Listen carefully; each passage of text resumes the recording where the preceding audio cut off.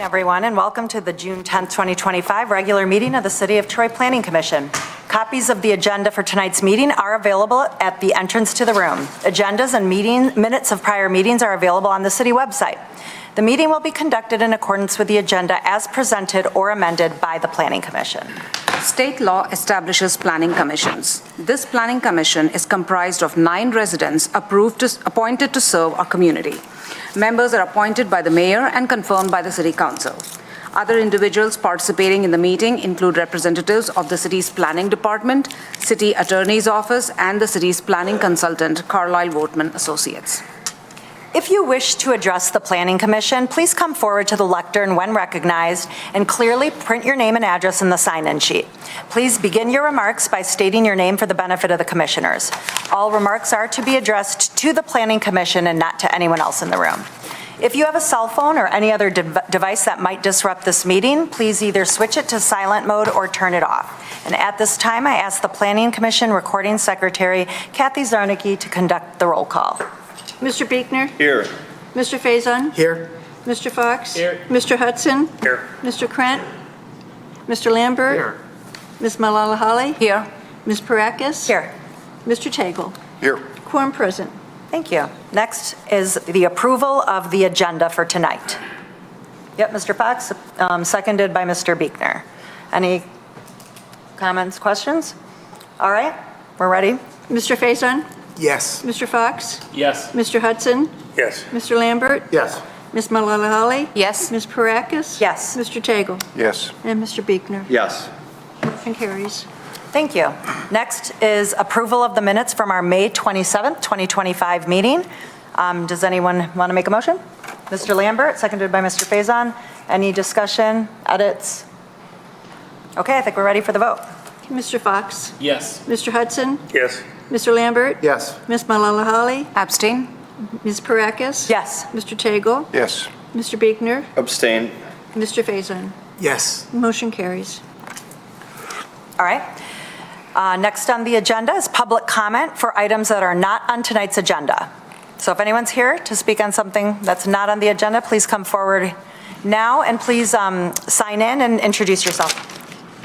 You all know me by now, but I did already sign in. Okay, great, thank you. I actually have nothing, but I just want, I know I've already thanked you, but I want to thank you again. Last night, obviously, the vote was from City Council.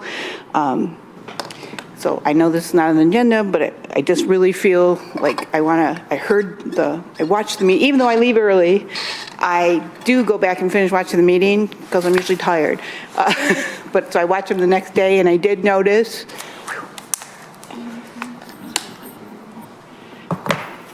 And I did notice that you guys continued the discussion after I left. Can't really try to say it without crying, tell you how much that meant to me, that you were still thinking about our neighborhood and my home. So I know I didn't realize this until I started this process, that you guys don't get paid. So you clearly have a love for the city. And so today I want to thank you in payment. It's just gratitude. Mr. Savant, which isn't here, so I hope he'll watch the meeting. He was key in me being able to obtain the information that I needed to be able to present my arguments. I hope you all appreciate that I haven't come up here just with a list of what I wanted. I tried to back them up with data and emails with supporting documentation. But Mr. Sabanat made me feel like I was heard. I heard Mayor Baker's speech saying that in Troy, everybody knows your name. I didn't believe that until I went through this process. So again, thank you all very much. Thank you for coming and thanking us. We really appreciate that. We'll make sure we let Mr. Sabanat know of your comments, and we appreciate you. Thank you. Okay, if you see no one else coming to the lectern, we're going to move on to our next item, which is our preliminary site plan review, SP JPLN 2024-0011. It's the proposed Big Beaver mixed-use development, south side of Big Beaver, east of I-75, Address is 363 West Big Beaver, Section 28, currently zoned Big Beaver zoning district. And I believe Mr. Carlisle is going to give the presentation. Yes, thank you. Madam Chair, before we get started on the item, I am required to recuse myself from this item as it did come before the ZBA and I did vote on it then. So Oh, okay, I thank will you. be stepping out. Okay, and also, Ms. Zarnicki, I just want to let the record reflect that Mr. Krent entered. Okay, thank you. Appreciate that. Yep. Thank you and good evening. This is the second time this item has been before the Planning Commission. It came before the Planning Commission in January of this year. What's being proposed is a mixed-use development on the south side of Beaver, north and east of I-75. And you can actually see it's basically right across the street from where we are tonight, right across from the entrance to City Hall Drive. The southern site is zoned Big Beaver Form-Based District, and the applicant's building to those standards. What we note is that the actual application is an infill of the development in the parking lot behind the existing building. So the site itself is outlined in red, that the existing building is a bank and some other uses, and behind it in that yellow area is going to be where the proposed development is going to be located. We do also note that they are including shared parking with the parcel in the rear, and I'll talk a little bit more about that in a second. This is actually turned, so Big Beaver is actually to the left on the screen. So what the applicant is proposing is to retain the 4-story existing building at the north end of the site abutting Big Beaver, and behind it construct a residential building which will be a total of 7 stories. 2 stories will be a parking deck, the first 2 stories, and then 5 stories of apartments above it. With regards to parking, there are 233 spaces required, and they're proposing 192 on site and 41 off site. The area that they're doing the shared parking is located in that kind of pinkish color off to the right and the purplish bluish color also to the right. And again, they have agreements with the adjacent property owner to use that as shared parking. We do note that OHM has reviewed the shared parking and provided it a memo in January with regards to that shared parking. And they had 3 points of discussion. The first was considering parking, or how is parking going to be accommodated during the construction period of this particular development. 2, they are doing shared parking with 575 Big Beaver, and confirmation that there's enough parking on 575 Big Beaver, as well as due to once completed and there is going to be shared parking, ensuring there's a wayfinding system so that people can find additional parking if they can't park on site for this. We did relay this information to the applicant. They do have answers for these issues. In addition, we have Mr. Deering from OHM who can address any specific concerns with regards to parking as well. The building itself is a unique building. It's got 2, I would call them towers. So it's got 2 5-story towers, and in between there you can see above the 2nd-story parking deck is a shared common courtyard, open space with a community clubhouse in the back end there. There's also going to be a bridge that will connect the existing office building with the parking deck on the 2nd floor. So there's going to be continuity between the 2 buildings, between that bridge between the 2 buildings. As I did note, this did come before the Planning Commission in January, and there were a couple of discussion points that the Planning Commission had with the applicant. The first was the applicant was asked to provide 3D renderings to show the context of the building in regard to the surrounding buildings.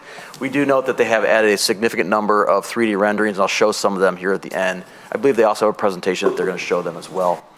The Planning Commission asked for design changes to the east elevation, specifically the garage entrance, and if I should have showed the previous elevation, but along that east elevation on the 1st floor, it was really just a solid massing wall of concrete and brick, and the applicant has actually opened that up significantly to provide a more opening and reducing the wall massing. So it's a significant change to the design of that east elevation.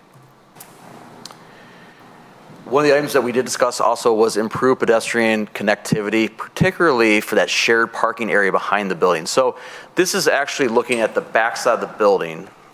I don't have the pointer. Let's see if this works now.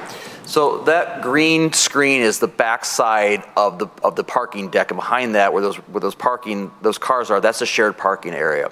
One of our concerns is there's no opening to get to the building from this backside. You have to go around into the drive aisles, and so we are asking that there be some consideration of a pedestrian door or some access point along the backside of that wall in order to get to the building without having to go into the drive aisles, the 2 adjacently. So we can ask the applicant to address that concern. Again, I noted that the OHM did have a couple of comments that the applicant is able to address tonight. Additional, Planning Commission comment was to soften the design of the parking deck and the color scheme. Again, I do note they have softened the east elevation by adding more open space to that wall. In addition, they've lightened up the color of the concrete block brick, so it does seem less imposing than was originally proposed. And lastly, and perhaps the largest discussion point, was the issue of the rear yard setback with this building. They are asking for a setback to set at 0 feet. In the Big Beaver District, it's a requirement of 40-foot setback. The Planning Commission had a lot of discussion about this item and sent them to go obtain a variance from the Zoning Board of Appeals. They did obtain a variance from the Zoning Board of Appeals, so they are allowed to build to that 0-foot setback along the rear property line. So that dark blue line is the actual outline of the proposed building footprint in relation to the red line, which is the property line. The building is proposed to be 83 feet tall, 8 inches. These are some of the elevations. It's a mixture of a light gray, dark brown, and black. They are largely cement board panels with windows and metal entry overhang. These are a couple of the colored renderings. On the lower right, that's looking from Big Beaver. That's the front building that exists with the rear building behind it. The one above that is also from Big Beaver, looking at more of a ground level view. The one on the left is an interior of what the parking deck would look like with access to the residential through that glass structure. The lower left is the bridge or connection to the existing office building. And the one on the right is a view of the common courtyard open space on the 3rd level above the parking deck. This is a 3D view of the site in context with the surrounding property. You can see, you can orient yourself by the Lego building on Big Beaver there, the Children's Hospital building. And so you can see how it relates to the existing buildings. There are Big Beaver standards the Planning Commission should be aware of, and we do find they do meet those standards. There's also site plan review standards the Planning Commission is well aware of, and we do find they meet those standards as well. So lastly, we are asking the Planning Commission to consider compliance with Section 504, compliance with Section 806, the applicant to address the parking concerns raised by OHM, the Planning Commission to consider the changes to the parking deck elevation, and lastly, to ensure an accessible route from the parking deck from the shared parking areas. Thank you. Thank you, Mr. Carlisle. Does anyone have any questions for Mr. Carlisle? Yeah, go ahead, Mr. Just Lambert. one quick question. So if they just provided some kind of a door entrance from that shared parking into the back of the building, into the parking area, that would suffice as far as you're concerned? Yeah, you can kind of see, oops, you can see there is a door here. From what we reviewed of the floor plans, it looks like it goes in some sort of mechanical room or some. If they could provide an additional door or have it open up actually into the shared lobby space to get to the residential portion, that should be fine. Okay. What we don't want, obviously, is them walking around, because basically this is a solid wall. You have to walk around and go through the drive aisles to get into the parking area to get to that tower. So we're just asking for accommodation, a direct accommodation from that shared parking area. Thank you. Good question. Anyone else? All right, then we'll invite the applicant up.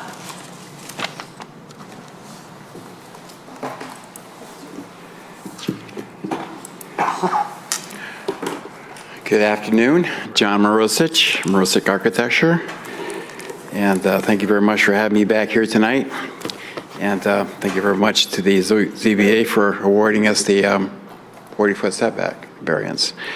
So Mr. Carlisle was quite thorough in describing the project, and I do have a video. I wouldn't mind if that's opportunity that can be played. It'll give a little more context to the discussion, and I'll address all of the concerns that have been put forth in that regard. So I think when you see it, you had mentioned before you wanted a wider perspective, and my staff person took revel in having the opportunity to do something like that. So we did do that. So thank you. Let's just let it roll here. Oh, Well, maybe the different one. Yeah, that's the wrong one.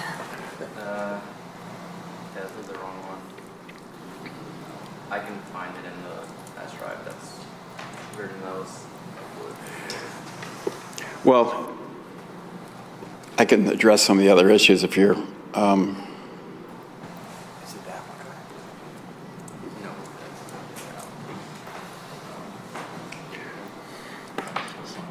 I can get it, but get it from Yeah, you Okay. can go ahead and start addressing some of those Okay. other issues. Sure. Okay. So a major component of the concerns here were from a memorandum by OHM dated January 17th. And unfortunately, that wasn't made available to us. And there's miscommunication. We never received this. It's unfortunate. I didn't actually see this document till Monday morning. So normally we would have had ample time to address all the issues. And I think it was just a matter of some sort of glitch in receiving it or sending it out and the like. So I don't fault anybody because it happens to me, but to a degree, we didn't receive it. So let me go through it, and I can address all of them. And I'd just like to say we're prepared to take care of all these issues. None of these are daunting. Okay, they just need to have some formality, a procedure, and process to achieve, graphic results. Okay, so parking study. How are the parking requirements going to be met during construction? Ample parking must be supplied at all times, including during construction. This includes parking dedicated for construction workers, equipment, etc.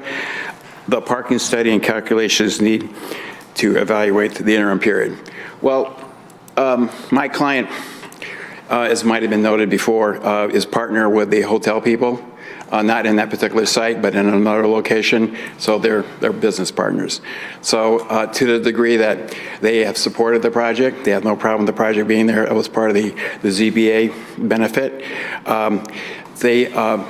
In addition to the shared parking that is already dedicated to the project, the 25 units and I believe 17 of the specific, those are available as a part of utilizing the space for the existing office workers.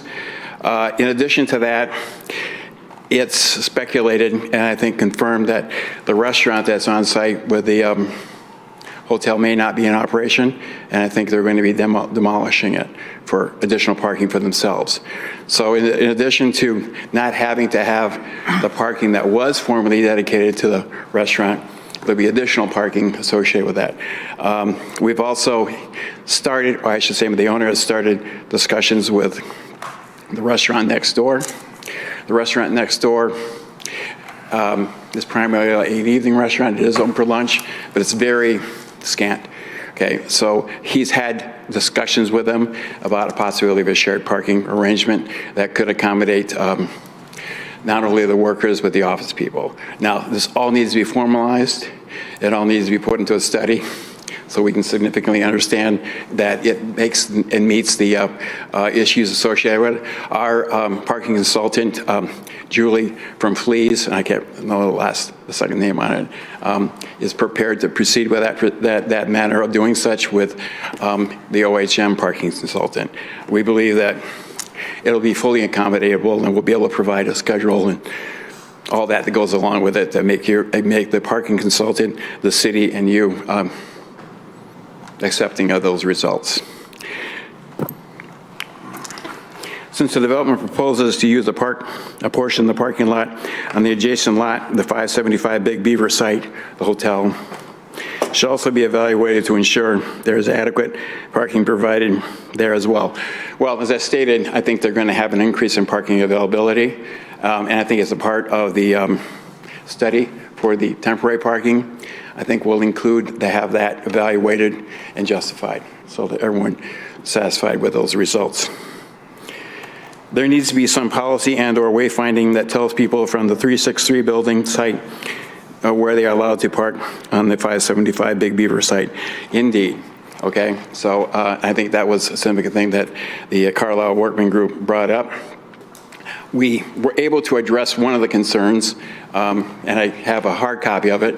I believe that Salim has a copy of that as well, as that he might be able to project up.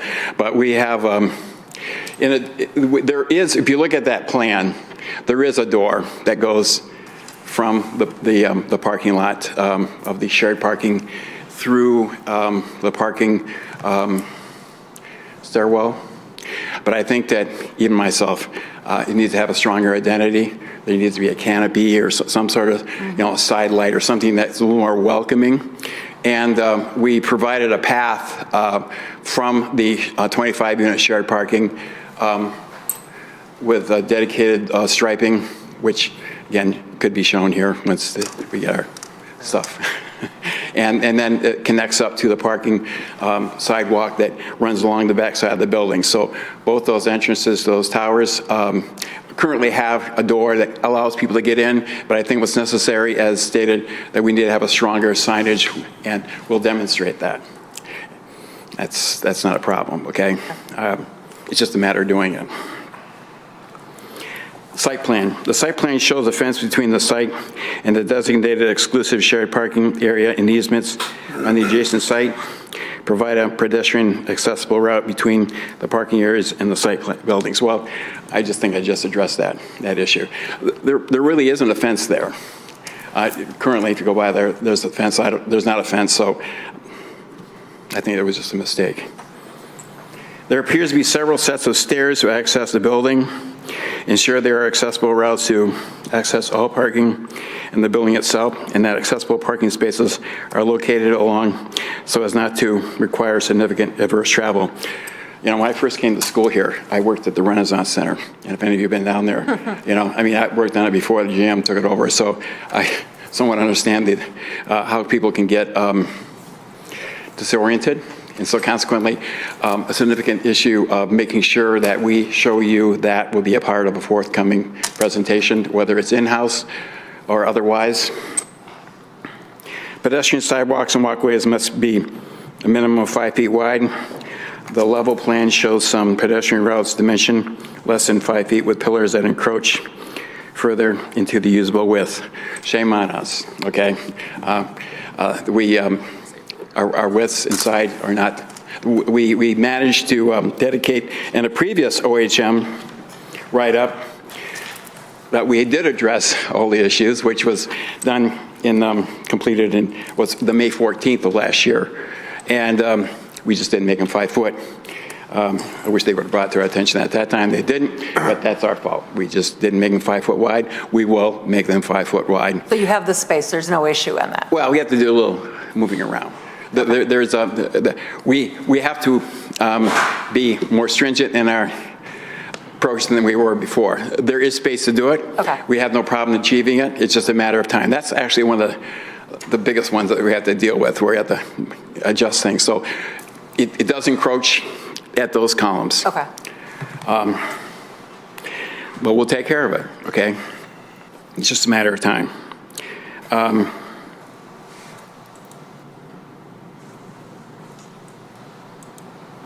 Sheet ST1 appears to show truck turns along the perimeter of the site. However, the design, vehicle types, and dimensions are not clearly labeled. It is unclear whether the city's fire apparatus can navigate as shown.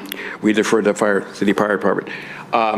It doesn't show that, but we have done a study in-house that shows all of those turns have the fire department regulated turning radiuses.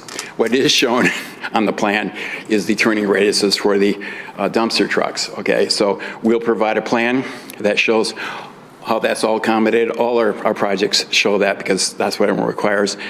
In addition to that, so we'll show that, okay? It already is that way. It's just a matter of showing it. Provide vehicle turning template diagrams to verify the turning radius is large enough for vehicles to navigate turns within the site, including the parking ramps.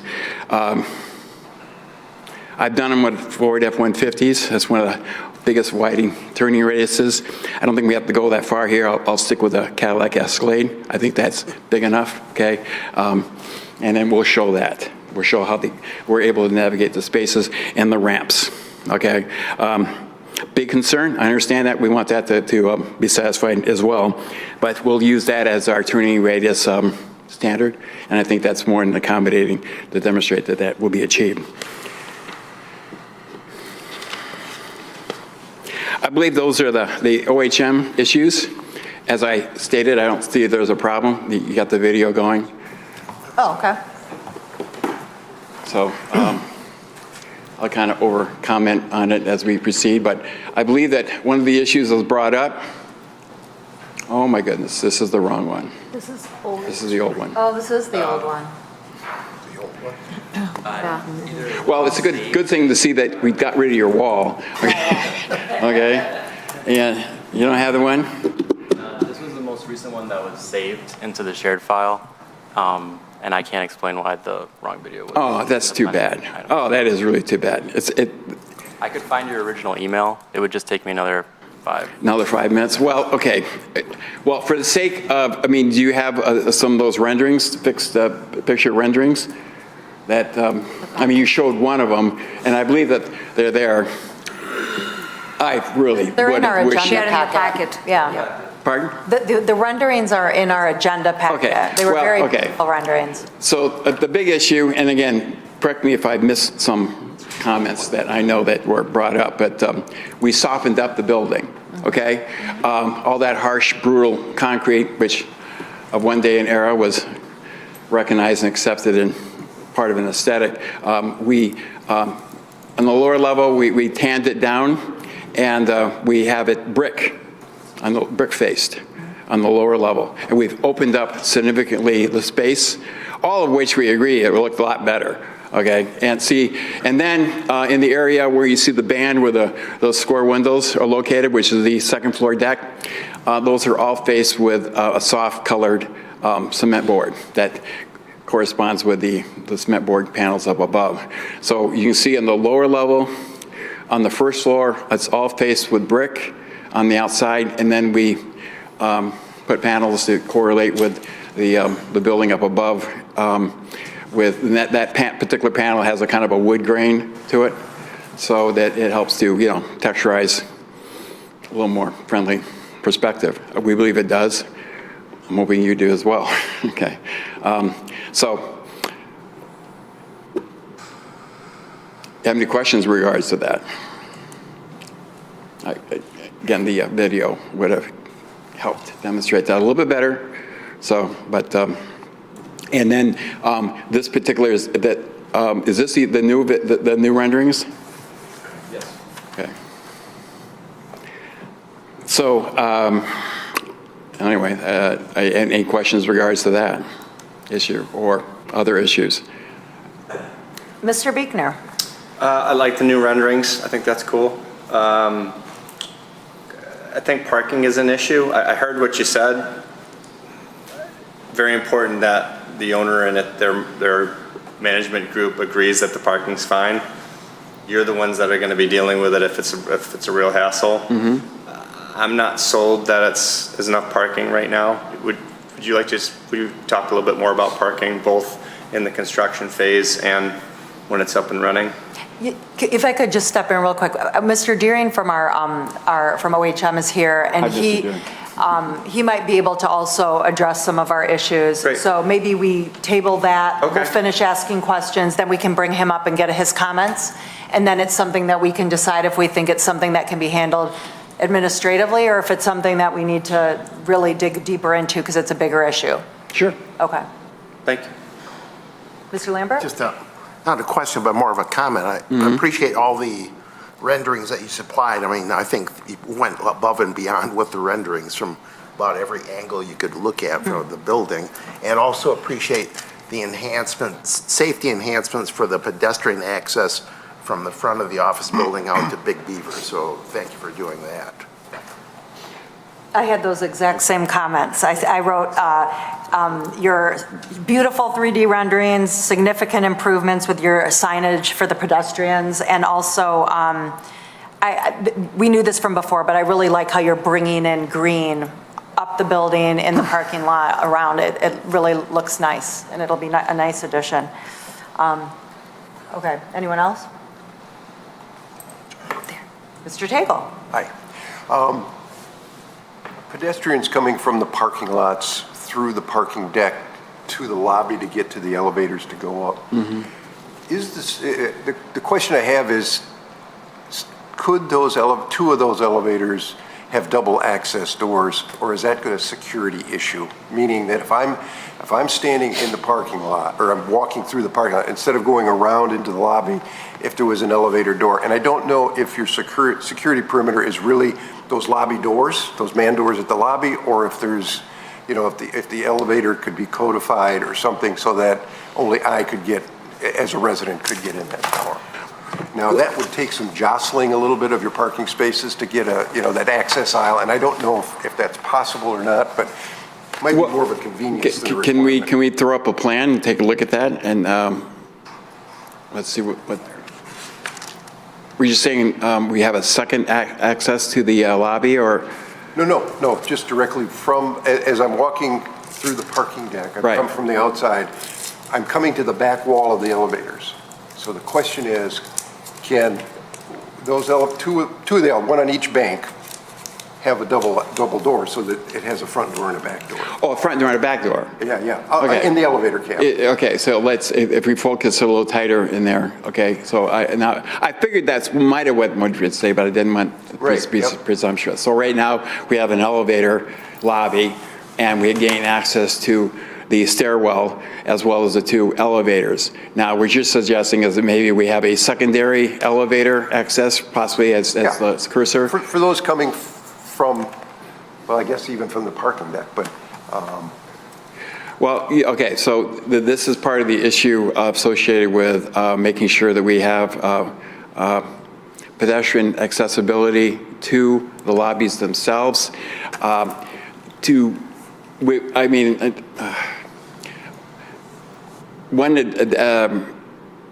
We would have to lose some parking spaces. You know, the other question I have for you is, this may throw the plan, the vertical plans up above, but if you were to flip the lobby and the elevator, because the majority of people coming into that elevator, that lobby shaft, is going to be coming from the south, right? I mean, if you were to flip it, but I don't know what that does. What you're saying is that the majority of the cars are associated with this side of the elevator. But I don't know what that does to your floor plates up above, you know, if you were to flip that. So it may be you know. Well, it is a big deal. I mean, this is part of the challenge in any mixed-use development. You got kind of like 2 or 3 different things that you have to push around and pull around, and then you're going to make the column structures work. I'm not trying to make it overly complicated. It's complex to the degree that it's like an orchestration of many things that you have to kind of get just right. I'm just going to say right now, I respect your comment. I just don't think I can accommodate it. Can I jump in there for a second? Because Sure. I feel that, if I'm understanding correctly, that is sort of the front entrance. I mean, that's. Well, the front edge comes from here, right? But yes. So if you take that lobby and you put it in the back, then when you're on Big Beaver, you have no idea where the front of the building is. If this is the second level of the parking, if we were to go down on the ground level, this is what you're talking about. Is that you're coming from, like here's an example. You can see the painted stripe and the walkway, and the elevator lobby is glass and open, and it addresses itself to pedestrian movement from the street. And if we were to put it on the backside in this particular example, you wouldn't be able to identify it as strongly as we have it shown right now. I hear what you're saying, but people driving in there live there. It's not like you know, I come here once a day and I've got to find the elevator or the lobby. I live here. So I know where I'm going to go. And I don't even know if these parking spaces are going to be, you know, room 204, this is your parking space. You know, I don't even know how that's going to work, but I understand what you're saying, and I don't think that's as strong as an argument. I think a stronger case would be if he cannot flip those and make the upper floor layouts work, that's a bigger deal. Well, let me just say again, too, a strong emphasis was placed early on in the planning departments, as well as emphasized here, is that they wanted a strong pedestrian connection from Big Beaver to the building. okay? And that was very strong, okay? And part of the case here, again, and just to restate, at some point in time, it's desired to have more and more of these types of developments along Big Beaver, trying to emphasize pedestrian movement along Big Beaver. So it may not be an issue as much now, and you're absolutely right. Someone who's parking there is going to know where they're going to go, okay? But this was geared up more for a pedestrian movement, which not only in this city, but in other cities, it's a stronger emphasis. If you don't mind, Celine, putting up page 77 of our agenda packet, just to make sure we're talking about the same thing, John, like, this is sort of the entrance, and right? Isn't this what we're talking about? Yeah, so I get it, but if you invite someone over and this side is sort of inside a parking garage, you really have no entryway. I mean, I think this, I was even complaining about this, that it wasn't enough entryway but it looks nice, I understand, given it's in the back and all that, but I think I would like to, I think it makes sense to keep it like that.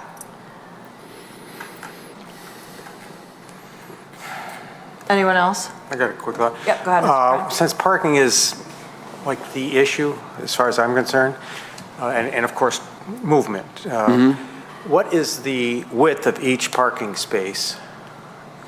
Because I know you crammed, it's a tight fit. Well, it's like 11 foot, 11 and a half? Each, go ahead. 9.5, which is what the ordinance requires. That's tight. Well, it's a standard I know, city. I understand, but you get these SUVs, these, Escalades, and they bang doors, and it's Myers Thrifty Acre, it used to be called Myers. Myers is 11 and a half foot, because they've got grocery carts, and they open the doors, and there's plenty of room. I understand you've got an issue with, a number of spaces, and you're limited, but, I've actually utilized the 9.5 foot at Detroit Metro Airport, and boy, oh boy, I'll tell you, it's like you gotta be really skinny to get out of your vehicle. So I'm just thinking, if I'm gonna use this every day, is there any, I know you're short on parking. Well, okay. It's so tight, Okay, I know that's... It's your ordinance. Yes, so fine. You'll meet the ordinance. We met the ordinance, okay? I understand that I part. deal with multiple municipalities, and some are 10, some are 9. Some are 9 by 16, believe it or not, okay? And they may have a 26-foot access route, okay? I'm constantly having to deal, like, oh, what city are we in? What's the requirement? So I understand what you're saying. I drive a big car. Up until it died last weekend, okay? But I had a Cadillac 2002, okay? I mean, the big boat, okay? And I really loved it. But boy, pulling into a space, pulling out, yeah, you have to be very careful, okay? And I always would park away from the maddening traffic. So I understand what you're saying, okay? But to the degree, we met the requirement. And actually, 9.5 is actually, like I say, not bad, relatively speaking, to some of the other municipalities which allow 9 foot, okay, width. Okay. I just thought I'd make a point in case you had any wiggle room, maybe 9 3/4. Well, Oh, wasn't that in Harry Potter? 9 3/4. Anyway, go ahead. Does anyone else have any questions for the applicant? Because maybe we'll invite Mr. Deering up and he can address some of the parking issues. Thank you so much. Sure. I would like to follow up with Mr. Deering. For sure, of course. All right. Mr. Deering, you want to come up? I think you heard the applicant give his responses to your memo, so maybe you can just address his responses and tell us if you're comfortable with them. Yes. My name is Stephen Deering. I'm the Senior Technical Leader for Traffic Engineering Services for OHM Advisors. The single most significant concern that we have is during construction. Our understanding had been that the existing office building was going to continue in operation. We were not aware if there were any vacancies that were likely going to occur as concurrent with the construction activities to kind of lower their parking demands. And this is an issue that the city's seen with a lot of the developments that are occurring, that are looking at taking business envelopes and basically using up excess parking by way of sort of like an outlot kind of thing. So this is a very common concern. You know, it's fine now. It will be fine in the future when everything is built and operating. But in the meantime, you have to take out all this parking area to build the structure, including the parking garage that will then be needed for, you know, the final occupancy. It sounds like the applicant believes that they can obtain the assurances and cooperation of the neighboring businesses to not necessarily have a permanent parking agreement for shared parking, but just kind of a handshake agreement during construction that they're going to have to spill out off of their own property footprint. And those kinds of assurances should be considered good enough. You know, we would prefer them being in writing, but they do not have to be construed to be permanent easements for parking. This is just going to be a temporary while everything is under construction. If those types of assurances can be made and provided to the planning department, we think that that would suffice. The reality is that even if you don't get those kind of agreements, it's going to happen. I mean, once they've lopped off a big segment of the property that had been used for parking and it now becomes a construction site, people will find a way. And what we really want is a degree of neighborliness, that the adjoining businesses are all aware of what's happening and everybody's kind of buying into the idea that it's a temporary inconvenience and nobody's going to be squawking to the police department about all these trespassers. So this was the single most important concern for OHM. And again, I think if they can get those agreements from the neighboring properties, this should be something that would be easily resolved. Thank you very much. Does anyone have any questions for Mr. Deering? Mr. Buechner, are you satisfied? Mostly. All right. Mr. Faison, you have a question? Yeah. Can we go to page 53 of the packet? So, Mr. Deering, is that bottom chart a visual portrayal of what the parking requirements will be? The chart shows a reasonable distribution of parking over time for residential. It always peaks at night. There's always some people that are there throughout the day, but yeah, parking demand for residential always peaks at night. Sure, let me ask the question a different way, please. So is the top black line, that 364, that's the ordinance? Is that right? That is correct. And then the yellow line underneath that is the site plan, the 233. Okay, the black line Troy ordinance would be without any shared parking. Okay. That's the demand for all the residential, as though it's standing alone, isolated. For all the business, standing alone, isolated. You sum it all up, and it's that big number. Okay. And then the city, of course, agrees with the idea of shared parking because there's an ebb and flow. Exactly, and the max is not the same demand. for all the different uses, right? Exactly. So again, the yellow line is the proposed site plan, right? Yep. And then the bars underneath are the analysis of what you think the actual need will be? Is that how to interpret that? That's how you interpret that. Obviously, this is the work of Vanderbilt and Fleece and Vanderbilt. We believe that they're following all of the norms within our industry on how to do these calculations. And what's not usually acknowledged is that you would never want to build to the tallest of those bars, because if you're the person and you're looking for that last single space, it's hard to find. So you usually want to figure out what your maximum demand is, even within the context of shared parking, and then give a little bit extra, usually 5 to 10% extra, just to minimize the frustration of trying to find the limited number of parking stalls that are left. And so the fact that that yellow line is above the highest anticipated demand, that's exactly what we would want to see. Right, so, and basically my question was, this chart led me to believe that the analysis said there was ample parking. Yes. Okay, thank you. Great question.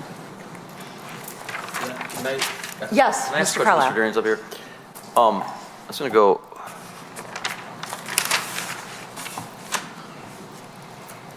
So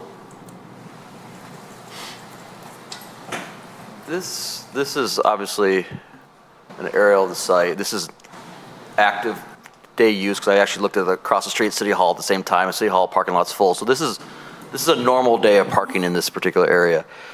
I think, Mr. Darian, would you agree with the fact that with all these empty spaces, it's not so much an issue of is there enough parking, it's making sure that there's the agreements in place that Yes. when construction takes place, that the agreement's in place to put the parking in the right spot for overflow during construction period. That's exactly right. I'm also aware of the fact that the building closest to the interchange is a restaurant that's no longer active right now. I think it was a TGIF or something like that. Yep. So it's vacant. So presumably, they would have no problem at all with this type of an agreement that it could be used during construction. And there's a large space back in here, and there's also a large space back in here. Yeah. That, and the applicant, we could work with the applicant to ensure, the necessary agreements are necessary to ensure that there is parking easements during construction periods as well. I will also note, just for reference, this is all under one parcel. This applicant has already secured a 25-space parking easement with this applicant, with the property owner as well. So I would assume that they have a good working relationship, that they could agree to additional parking considerations during the construction period. But just to be clear, the 25 below are a permanent easement, That's a permanent, yeah. while everything else would be a temporary Correct. Yes. easement. Okay. Thank you for clarifying that. Thank you. Okay, thank you. Mr. Rosich, do you want to come back up and comment on anything? I'm glad we had Mr. Deering, and I'm glad you made that comment because this tells a story for the most part. What we will provide and what was intended to provide, okay, regardless of this, the requirement, was that, see, we would probably have dedicated spaces in areas remote from the use of the hotel that would meet the expected, let's say, expected worker scenario. And so I was fully prepared to provide that type of plan. And I've done that before with other developments where we actually, one development in particular, which was never built, the Walgreens in Birmingham, we were going to build a building in the parking lot behind, and the developer was prepared to actually have valet parking for the Walgreens, but never got to that point. So there's extreme conditions by which you can meet that, as Ben identified, and Mr. Deering as well, is that once that restaurant is presumably removed, then whatever may be a forthcoming nature of requirement for that will be gone, and there'll be additional spaces. So we believe we'll be able to provide a plan, and this is a good board right there to demonstrate how we can accommodate that without imposing any undue issues with the operations of the adjacent properties. So that's our proposal. Okay. It's just a matter of doing it, and doing it so that Mr. Deering feels satisfied, which is the case. Thank you. Thank you. Anyone else have any questions? All right. Thank you. All right. Any discussion? I mean, let's have a motion, if we could, a resolution. Was that you, Mr. Lambert? Sure. Okay. I couldn't tell. I thought your hand went up. Waiting for Mr. Oh, that's right. He recused himself. Yeah, So I Mr. guess Fox is gone, I'll so- take on that role tonight, or And at least. Mr. Lambert, before you start, I was just going to say the couple things that I had in mind were improving the door, those back doors with the signage and the canopy. And then, I don't know if we need to talk about the fire department approval. That's standard, right? Yes. Okay. Okay. Resolved that preliminary site plan approval pursuant to Article 8 of the zoning ordinance as requested for the proposed Big Beaver mixed-use development, south side of Big Beaver, east of I-75, with the address being 363 West Big Beaver, Section 28, approximately 2.04 acres in size, currently zoned BB, be granted subject to the following conditions. One, to provide a more prominent pedestrian entrance from the parking deck to the shared parking area on the south side of the site. And number two, that adequate agreements be submitted to the planning department for shared parking during the construction phase. Was that it? I think so. Do we have anyone second that? I'll second. Okay, Mr. Faison seconded it. All right, open for discussion. Mr. Biegner. I like where this is going. I do see it happening. It sounds like there was a communication error. I don't know how that happened, but it's unfortunate. But I just feel like there's some kind of answered things, not in writing things. We don't have shared parking in writing. I'd like to see the video. That's probably a small thing. I don't know that we're there. I think it's close, but I would vote to postpone till I see more. Okay, thank you. Ms. Malala Holly? Yeah, I would concur with fellow commissioner there, Mr. Biegner. I'm still not sold on the fact that we have all the parking information, and the video would give us a better idea too. And he already mentioned that they were already contemplating having the doors in the back for access to into the apartment block. So I would like to see all that, a complete application with all the information. So I would be in favor of postponing it so the applicant can come back with all the information, including the OHM information that he was gracious enough to share, but we would like to kind of just get a complete understanding of that. Okay, thank you. Mr. Faison? Did Mr. Lambert's resolution say that the parking agreement would be handled administratively? Yes. It wasn't silent to it, right? It said we just wouldn't require it, right? Yes. I actually thought you said contingent on obtaining the agreements. Agreements and submitted to the planning department. To the planning department, right. Yeah, for sure. Yeah. That's a standard condition that we deal with, and obviously, once we get it, we would confer with OHM to make sure that they're in agreement with us, and if there's any legal issues, we would confer with the attorney to make sure it's binding, and it would be just a condition of approval if this does move forward.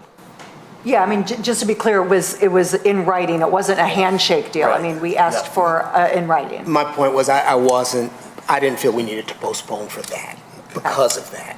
Okay. And with regard to the video, we've seen the renderings. Yeah, and the lack of the video is not the applicant's fault. Right. So, Was that already submitted then? yes. So the video was definitely submitted. We had access to it. Shows a rendering in context off of the freeway. It's very good rendering. For whatever reason, I think there was either an issue with our S drive was reset. There was an error and it reset to Thursday. And I think that when the files were uploaded, that video somehow didn't get corrected. I could send it in an email to Planning Commission later if you're really interested in it, and it would be really easy. I would just have to look for his original email. I see. So it was received, but it was not shared in the, okay, got it. Mr. Cron? Yeah, I think because the shared parking issue is an administrative item, I'm ready to approve it as is. Thank you. Yeah, so. Go ahead, Ms. Malala Holly. Retrace my comments here. So I was under the impression that the video was not received, and for some reason that was not the reason why I wanted to have it postponed. But If we are all comfortable with the parking situation as explained, I know the building in the front of this proposed development is not a very intensive used building. We don't have too much of traffic coming in and out every time. Yet, construction traffic, construction people who are going to be working and their vehicles, plus the building usage, if we are satisfied with the comments, then I guess I'm going to go ahead and say it's fine that we don't have to postpone it, if that satisfies all of our parking requirements, that is. Does anyone have anything else to add?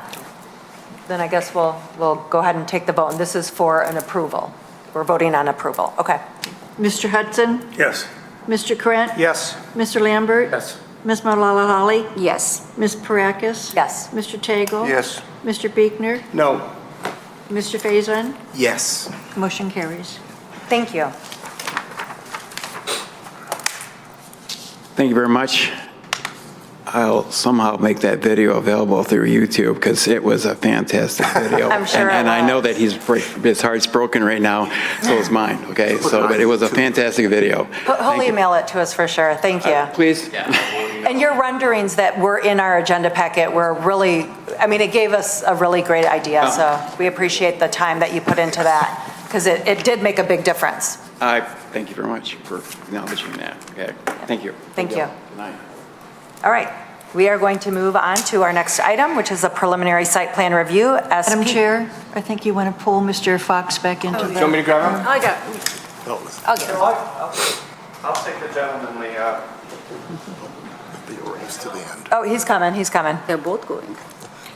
Hey, Mr. Fox, sorry. He's I probably was just introducing our next item.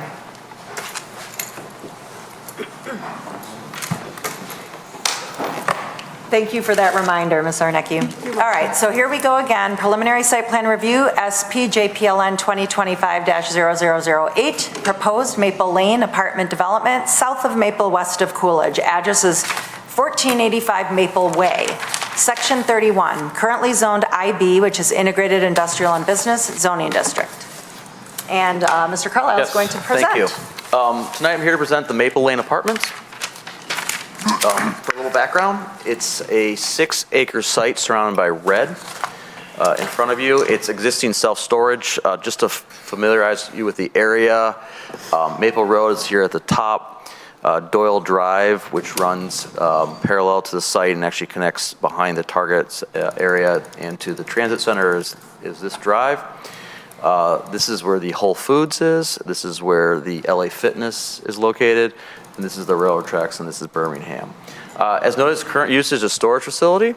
The site is zoned IB, which is Integrated Industrial and Business, and the applicant proposes a multi-family development, which is a permitted use in this district. A little background, again, this is a little better reference, guys, where we are. It's located adjacent to the Whole Foods and the LA Fitness. It's all IB zoned around it with City of Birmingham to the west. It's in the variety of uses, mostly big box type uses in this general area with the with the utility use of the railroad and City of Birmingham to the west. The site plan is shown in front of you. The site itself is outlined in red. The building is outlined there in that yellow color. It's 234 units being proposed, approximately 71,000 square feet. It's 4 stories, and we do note that parking is located on all 4 sides, as well as a 1-story underground parking garage. There are significant site amenities on the site, which include a dog park, a pool, and a pool house, and additional outdoor amenity space. We worked hard with the applicant with regards to pedestrian connection, and so there is a internal sidewalk system around the building, as well as one that goes and connects to the LA Fitness and then kind of meanders out to Maple Road. And it does comply with all the IB setback and height requirements. I believe one of the points of discussion tonight will be access and circulation. Just a guess. We note that the site itself does not have any frontage on any public right-of-way. It does front on Doyle Road or Doyle Drive. We do note that Doyle Drive is a private road. In our discussion with the applicant, they did try to reach out to the owner of Doyle Drive, and they were not willing to work with them with regards to getting access. Obviously, Access to Doyle Drive would have solved a lot of our issues. However, they were not able to obtain it because it is a private drive. We do note that there are 3 points of vehicular access, all off Maple Road. One of them is behind the Whole Foods along, I think it's called Maple Lane. I don't know if it's an actual dedicated lane, but it's behind Maple Lane, which is where all that significant amount of parking is. That actually leads you to the light in front of the railroad tracks and the bridge right there. The second point of access is more central and is again adjacent to Whole Foods, between Whole Foods and the LA Fitness. And the third and the primary point of access is going to be actually through the LA Fitness parking lot. It's a straight shot pretty much through the parking lot down from Maple Road down into the site itself. With regards to parking, by ordinance, the applicant is required to provide 460 spaces. They find that 420 spaces will be sufficient for their needs, but they are and have shown a willingness to land bank 40 parking spaces. The land bank parking, you can kind of see it's landscaped area around the building itself, and those equate to 40 parking spaces. Those would only be constructed if there demonstrates a need for additional parking on site. We do note that in the IB district, you cannot have parking in a front yard. We had a lot of discussion internally about what is the front yard here, because it's really an internal adjacent site. However, they did require, did obtain SDP approval from the Sustainable Development Committee at the recent meeting to allow for parking in the front yard. They are compliant with landscaping in terms of the number. We do note that 9 of the required 23 parking lots of parking lot trees are actually located in the perimeter. Again, so 16 or whatever that number is are actually in the parking lot. However, they are asking approval for 9 to be located outside of the parking lot. Again, Planning Commission has discretion with regards to that deviation. We also note that the lighting levels are a little bit high on the north, east, and south property lines. You cannot exceed 1 foot candle, and they're slightly over that. So again, that's a minor adjustment to the landscape plan moving forward. The applicants proposed a really nice looking building. Again, it's 4 stories with a parking deck underneath. It's proposed to be 50 feet in height. The primary building materials are a brick veneer with a hardy siding, metal panels, and asphalt shingles. And the colored renderings indicate a mix of dark gray, light gray, and brown. The bottom elevation is the one that actually fronts on Maple Drive. That's the primary facade fronting on the road. The one on the top is actually kind of the amenity courtyards off to the side, the right side of the building, facing the railroad tracks actually, but that's kind of the amenity area, the courtyard area of the development. This is just a color rendering of that front elevation off Maple. This is a site in 3D context. You can see the DT utility station here below, railroad tracks, the building itself, Whole Foods, LA Fitness, and then again, this is where the primary entrance to the development would be through this existing parking lot. So again, Planning Commission, there are 3 standards to consider with regards to the site plan. We asked the Planning Commission to discuss traffic impact concerns, the land bank parking spaces, and the consideration of perimeter parking lot trees. If the Planning Commission does approve the project, we recommend the condition that they reduce the lighting levels at the property line. Thank you. Thank you, Mr. Carlisle. Does anyone have any questions from Mr. Buechner? I'm going to ask the applicant also, but I find you more biased. Driving through Whole Foods and driving through the fitness area, how safe is that? How happy are the neighbors with that? So I am hoping less biased in the applicant. You are less biased. You're less biased. Sorry, I tried to say that right. It's a point of concern that we raised with the applicant, and we raised it a couple of times, and we discussed alternative access points, including a dedicated access point off Maple Road. Perhaps removing the parking that's adjacent to this drive and just making this more of a road. The applicant did not want to pursue that with this application. Mr. Deering from OHM is here to speak specifically with any particular traffic concerns, but it is an issue that we did raise. I do want to note that all 3 sites are owned by the same owner, so there is cooperation in terms of potential traffic calming measures or other mitigation ability to mitigate traffic concern. But we had raised the issue of access through that parking lot. Are there speed bumps or anything else to keep people from flying down there? I believe the applicant at one point had discussed a speed table. I don't know if that's actually shown on the plans or not, but they can address that. And again, Mr. Deering, who's here, who can address that as well. Thank you. We're going to start with, I thought Mr. Hudson had it. Mr. Faison.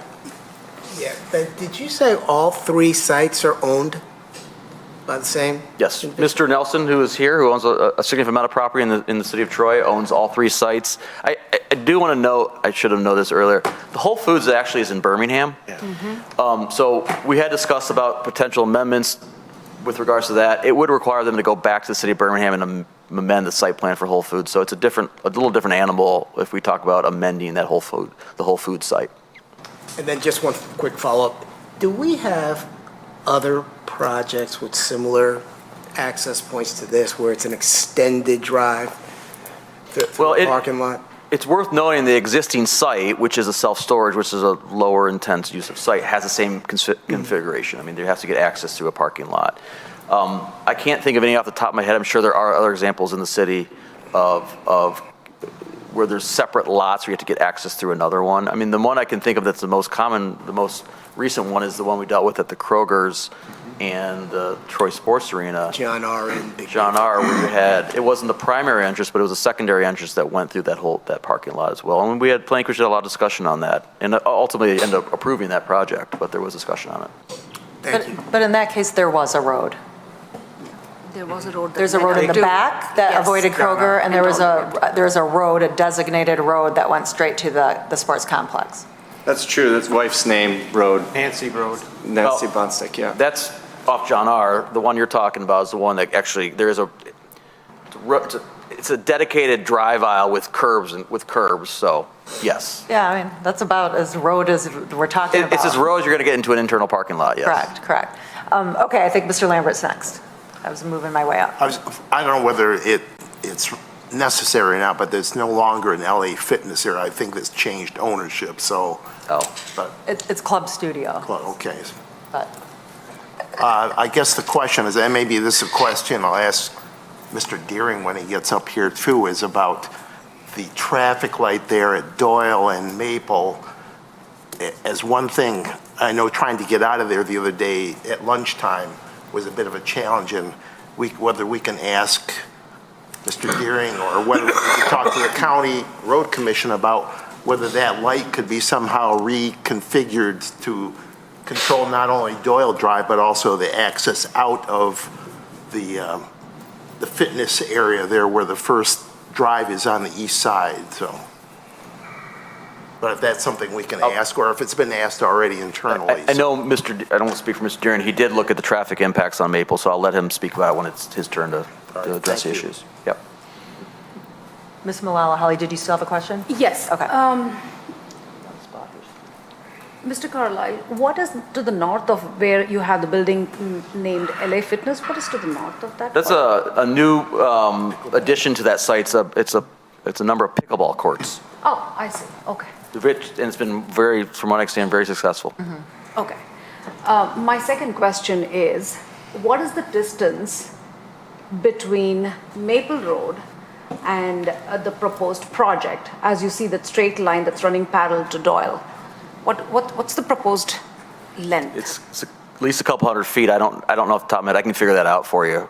And I mean, if every parking space, the average parking space is about 9.5 to 10 feet in width.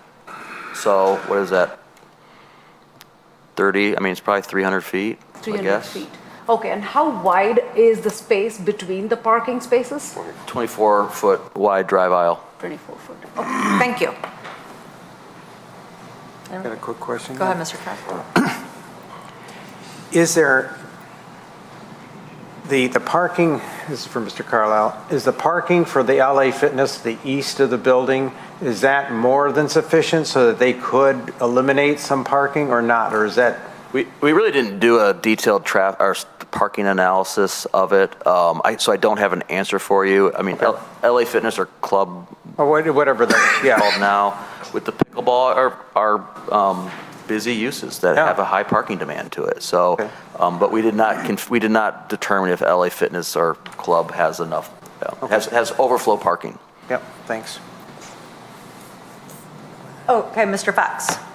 I was scrubbing the Sustainable Design Review Committee minutes, and I see mentioned, I know the EV parking was brought up, the outdoor amenity spaces, the dog park. I guess I was just curious if either Mr. Tagle, Mr. Hudson, or Mr. Carlisle could just give a summary of, what encouraged you all, like what were the standout things about this property that encouraged you guys to grant an approval from the Sustainable Design Review Committee?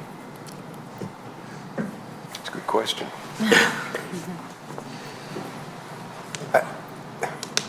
I think what the developer is trying to do on a very difficult site, and the way he's doing it, I think is going to be very successful. And so I was encouraged to help support the efforts to get this project, approvable.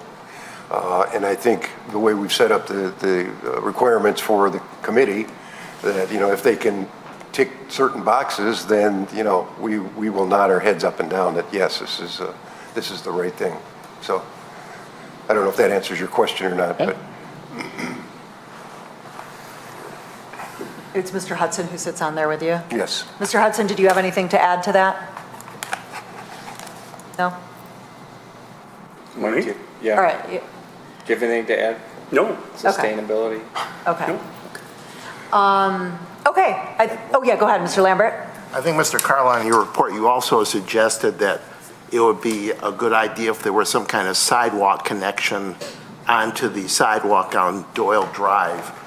But I would assume the same issue would come up, that the property owner there has been in court with the city of Troy over the past few years. And I was wondering if that was one of the complicating factors that's precluded cooperation. Mr. Fran, if I speak out of turn and tell me that, there's been some complex history between that property owner and the city over time. It is a suggestion if they can obtain agreement to put a sidewalk there. I don't think it's a requirement because it is a private road. We can't require it. It would be nice because I'm sure a lot of people wanting to live there enjoy living close to railroad tracks, and they'd like to walk if they take use the Troy Transit Center to use the Amtrak. They would probably love to do that instead of having to walk all the way up to Maple. Or even a better connection to the shopping center. Yeah, I was just going to say, I'm sure that those people living there would love to utilize that entire plaza. Yep. Okay. Let me just see if I had anything for the planning department, but I think we can go ahead and invite the applicant up. Who's coming up tonight?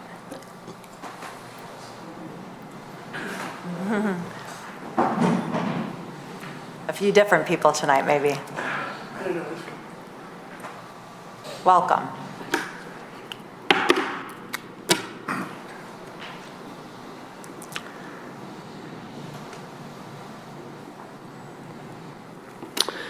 Hello, everybody. Hello.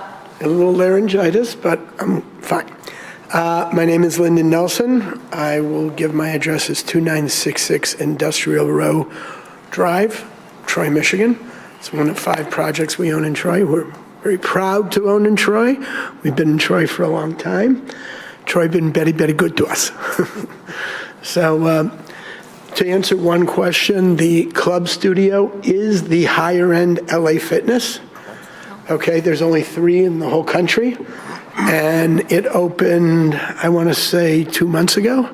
In fact, if you don't mind, I'm going to be 65 next month, so I want to bring up the next generation, my son Sanford. Come on up here, son. Come on up, and happy birthday. Thank you. It's a father and son family. Troy's a family community. Sure is. Great. Welcome. Okay. Continue. So we've owned these properties for a long time. By the way, to note on the traffic, there's never been any issues, okay, with any kind of accidents in the lot. And we do have over 200 storage units on that site. There's vehicles coming in and out every day, sometimes heavy equipment. There's landscaping companies that store stuff there. And the gym has been in operation since 2012, 2013. Yes. Never been an accident in the parking lot. So. And LA Fitness has been there now 10 years. So we've had no issues. So we feel that this site has been underutilized.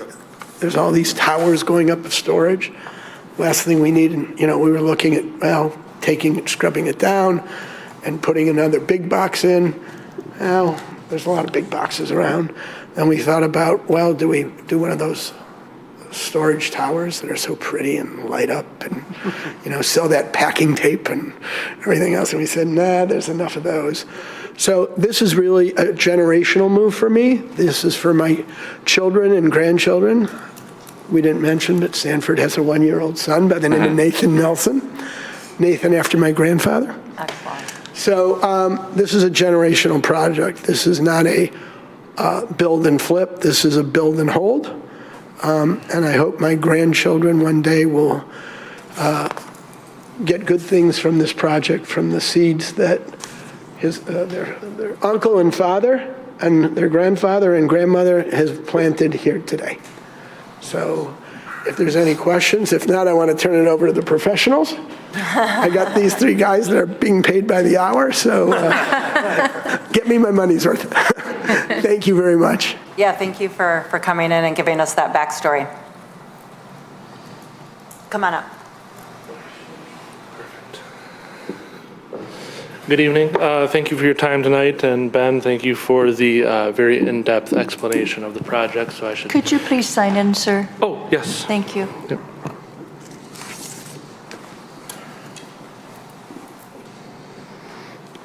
All right. Ray Phillips with Krieger Klatt Architects. So yeah, Ben did a great job of kind of laying out this project overall, and we have a quick PowerPoint presentation that'll touch on some of the high-level items, some of which were already mentioned. So next slide. Project synopsis, we have 4 stories, 234 residential units. It's majority 1 beds and 2 beds. I think there's 8 studios and 8 3-beds. 460 parking spaces to meet the ordinance. But as mentioned, we're planning on 420, land banking 40. So to add some green space, and if something ever happens, you have to change those into parking spaces. They're already there. We did go through the sustainable design, and we got approval there. And that's just, again, for the parking within the front yard, even though it's, kind of a landlocked parcel. And we have plenty of amenities. These just kind of touch on some of the outdoor ones, the dog run, the pool house, pool, and we have 2 exterior courtyards, one that's completely surrounded and then one that's kind of open. This just really quickly shows that we are abiding by all the abiding by the zoning ordinance. We're not asking for any variances. We meet the 50-foot max building height. We've gone through a couple iterations on this project. This is where we landed. We wanted to try and do this 100% by right, not ask for any sort of waivers. So this is the project location. As you can see, it was kind of mentioned where it's located. So the one unique thing about this site is there is a detention pond located in the middle that serves I believe all 3 parcels, the storage, the LA Fitness, and the Whole Foods. So we took that as a positive, tried to turn it into, hey, it's already down. Let's put the parking on the ground. Let's hide the parking for this property instead of having a bunch of surface spaces. This is a slide we added in, which is already kind of touched on, but one of the big things here is we want to make sure that there is good pedestrian connectivity on all 3 of these parcels. Obviously, on our parcel, we're going to have plenty of walking paths around the site, but then to also connect that to the LA Fitness, the Whole Foods, and create kind of a mixed-use project across all 3 parcels. This is just a rendered site plan, kind of graphically shows where everything's located. We have the main entrance on the right side going out to Maple. And then we do have a secondary. It's going to be emergency egress is what it's for. I believe once you're over 200 units, you have to have two ingress, egress. So there's a little triangle courtyard on the left side, as you can see, is surrounded by the building. And then the one that's on the right side where we have the pool house, the dog run. So plenty of amenities. And then we also wanted to put some single-story private garages fronting the train tracks to hide the train tracks and also help with noise. So this is the lower level parking garage. You can see it's almost all parking and drive aisles. One thing that I think is unique here is we have 4 elevators, 4 stairs. So the goal here was to allow people to park down here and have a short walk to the nearest elevator. So get you to your unit quicker than if you're using just the standard minimums in the building code. This is a first floor plan. We have the unit mix there again, mostly 1s and 2 beds. It's a simple double-loaded corridor building, so a 6-foot wide corridor flanked on both sides by units. I believe that these units are on the larger size, so we're looking to create a unique product here. This is the typical floor. This stacks up on floors 2, 3, and 4. And then here we have our elevations. This again shows that we're abiding by the 50-foot height limit. We do have our mechanical units located on the roof, and we are planning on screening those with some decorative metal screening. Ideally, we would keep the parapet running up, but in Troy, the parapet does count against your building height. So we're going to find a creative way to hide those and also make it look aesthetically pleasing. As was mentioned, this is a legacy building that is going to be held on, so we're looking for durable materials, brick, stone, cement board siding, and metal panel for some accent pieces. I think this will also just show the 2 other elevations. And then here we have a couple slides that kind of show, this is a Google Earth image showing what's there currently, and then we'll flip to the next one, and it'll show what the building looks like on the parcel. And then I think we have another one that also looks to the northwest. And then we have a couple exterior renderings, I believe, coming up next. Yep. And so this is from the northeast corner of the property looking southwest, where you see the signage there on the building. That's kind of the main entry, hallmarked by canopy, covered canopy for people walking in, some warm wood tones to really highlight that. And then we do have large corner balconies on the corner of this building. Again, trying to do something that's upscale, make it stand out. It is worth noting that all units do have access to a private balcony. The ones on the first floor, it's actually going to run the entire length of your unit. You're going to have a half wall in front of you, and I believe it's 8 feet deep. So a nice usable outdoor space for all those first floor units. And then the upper floors, we have some wall hung balconies and some corner balconies. This is from the amenity space. You can see the dog park and then the pool building behind. We are still refining the pool house. It is going to remain, but we just want to work through exactly what we're going to do with that space to make sure that we're capitalizing on that. And that's it. So we're here for any questions, concerns you have. Go ahead, Mr. Crum. Yeah, I like it. I like the idea of having a housing unit right near a grocery store and a fitness place. I mean, that's an ideal combination, those 3 elements. I love it. The one thing I would like to see is that drive aisle that's to the east of the fitness place. If that could be delineated, let's say with concrete press pavers or something that would, like make me it would look like a red brick road or something like that, so that would really make it a grand entrance more than just going through a parking lot. That's the only suggestion I have. Yeah, and I mean, we're open to looking at some of these items. I think we did look at doing kind of a tabletop to calm the traffic. I believe we have signage and additional pedestrian walkways, and that's the current plan of how to calm traffic, getting through to this site.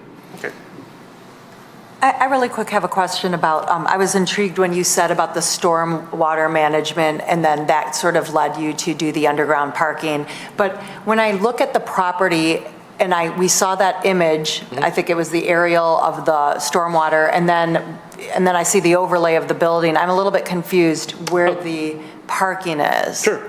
So if you go to, maybe go to the next slide. Yeah. So, well, if you want to go to the first floor plan, that'd probably be the easiest. Yeah. Sorry, go one more down. Perfect. So the upper left corner of the lobby, that's an orange. So that's the amenity space.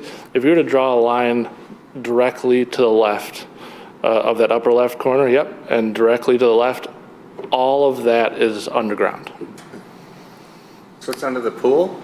Not under the pool. Yeah, the pool is on grade because you don't want to have to dig down even further for that and risk water, spilling on cars if that pool fails.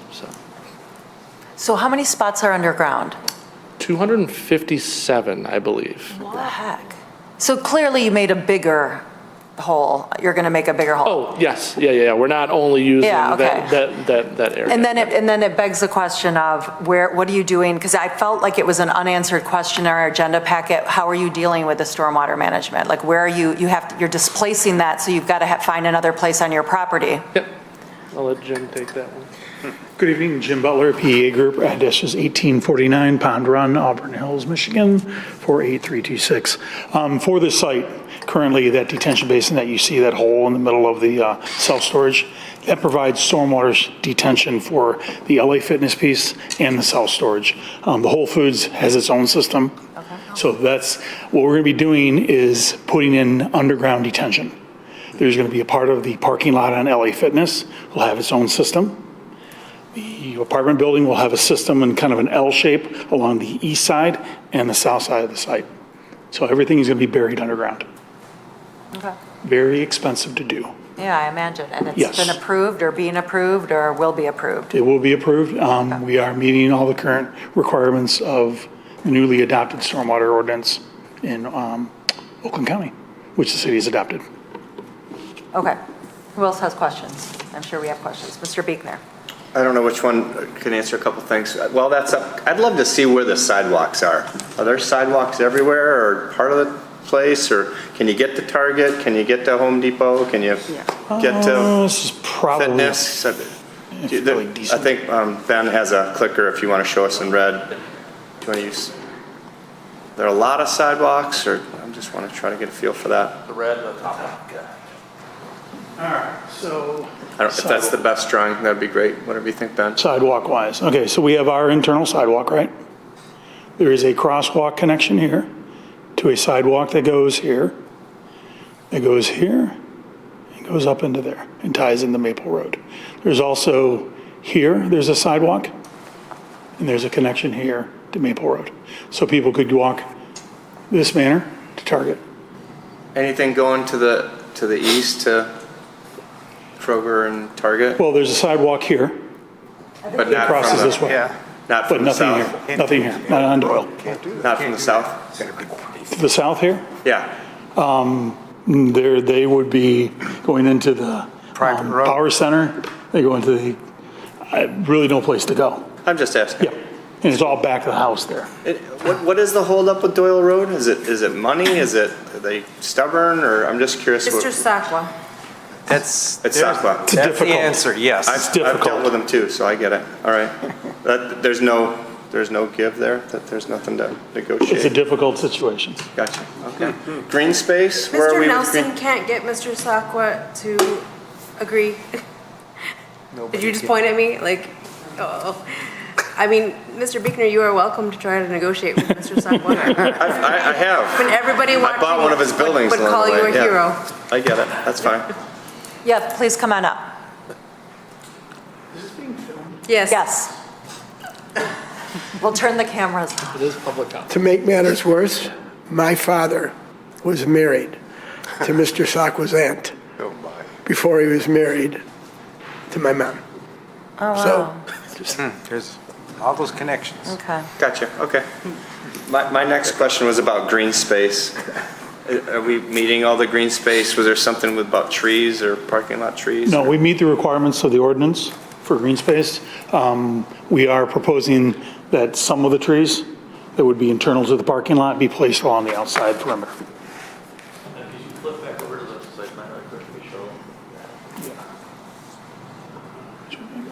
Do we have the landscape plan?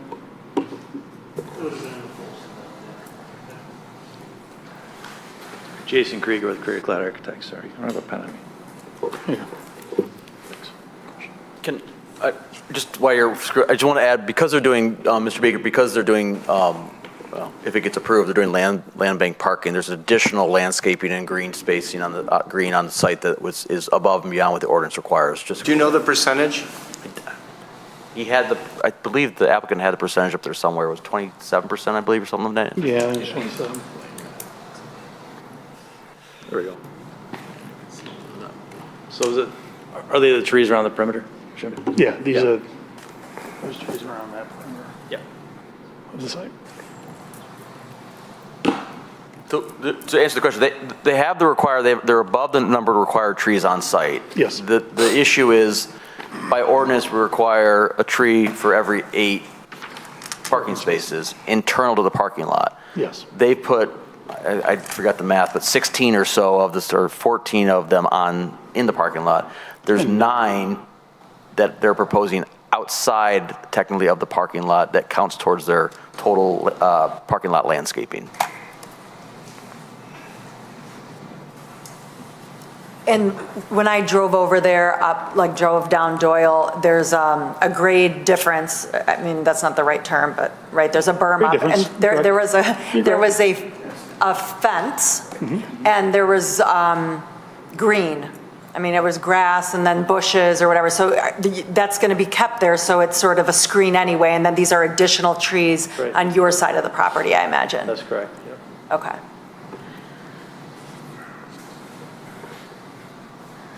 All right, Mr. Fox? I guess, Mr. Butler, I see your name on the minutes from the Sustainable Design Review Yes. Committee meeting. Would you like to highlight anything in specific that, sustainable green building that's going into all this? I mean, admittedly, there's already a lot to be seen. I'm just curious if there was anything you wanted to highlight that you brought up with the Sustainable Design Committee. Well, the one thing was the stormwater management and meeting the current new requirements for both the quality of the water and the quantity of water. I think that's an important facet. Something else to note on that, we are providing, I believe, 2.5% of our parking spaces as EV charging installed, and then 20% of the overall parking is going to be capable, so prepped, ready to be EV. All right, I mean, I have a few things. Let me start with the positives, because I think that utilizing an awkward property, really strange shape, it's by a train track, terrible access, frankly. You guys did an amazing job. I mean, I love the building. I love everything about it, really. I love the amenities, the park, the pool. It's really cool, and I commend you guys for doing this.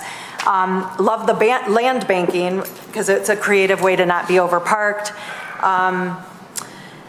Okay, so I did have a question about that little courtyard in the middle. What kind of amenity in that, the hole, how there's a building that's round and there's a little hole. What are you going to do with that space?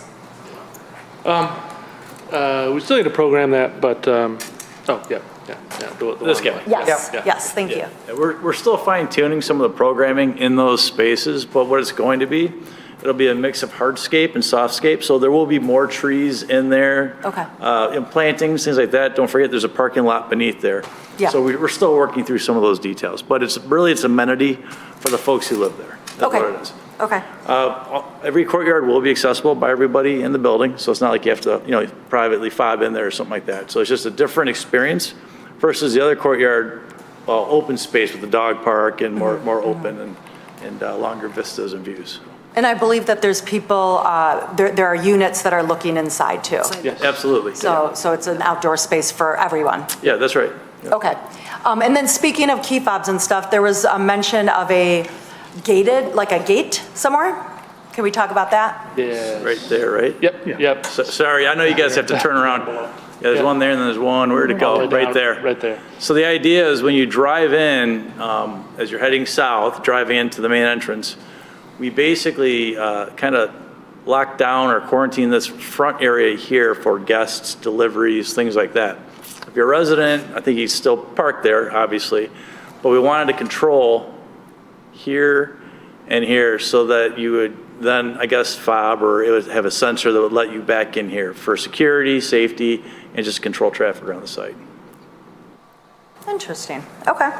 It's pretty common, actually, to do that. So Really? it gives you a Okay. more exclusive feel. You don't have people just driving around if they're lost, so. Okay. yeah. I also love the covered parking spots.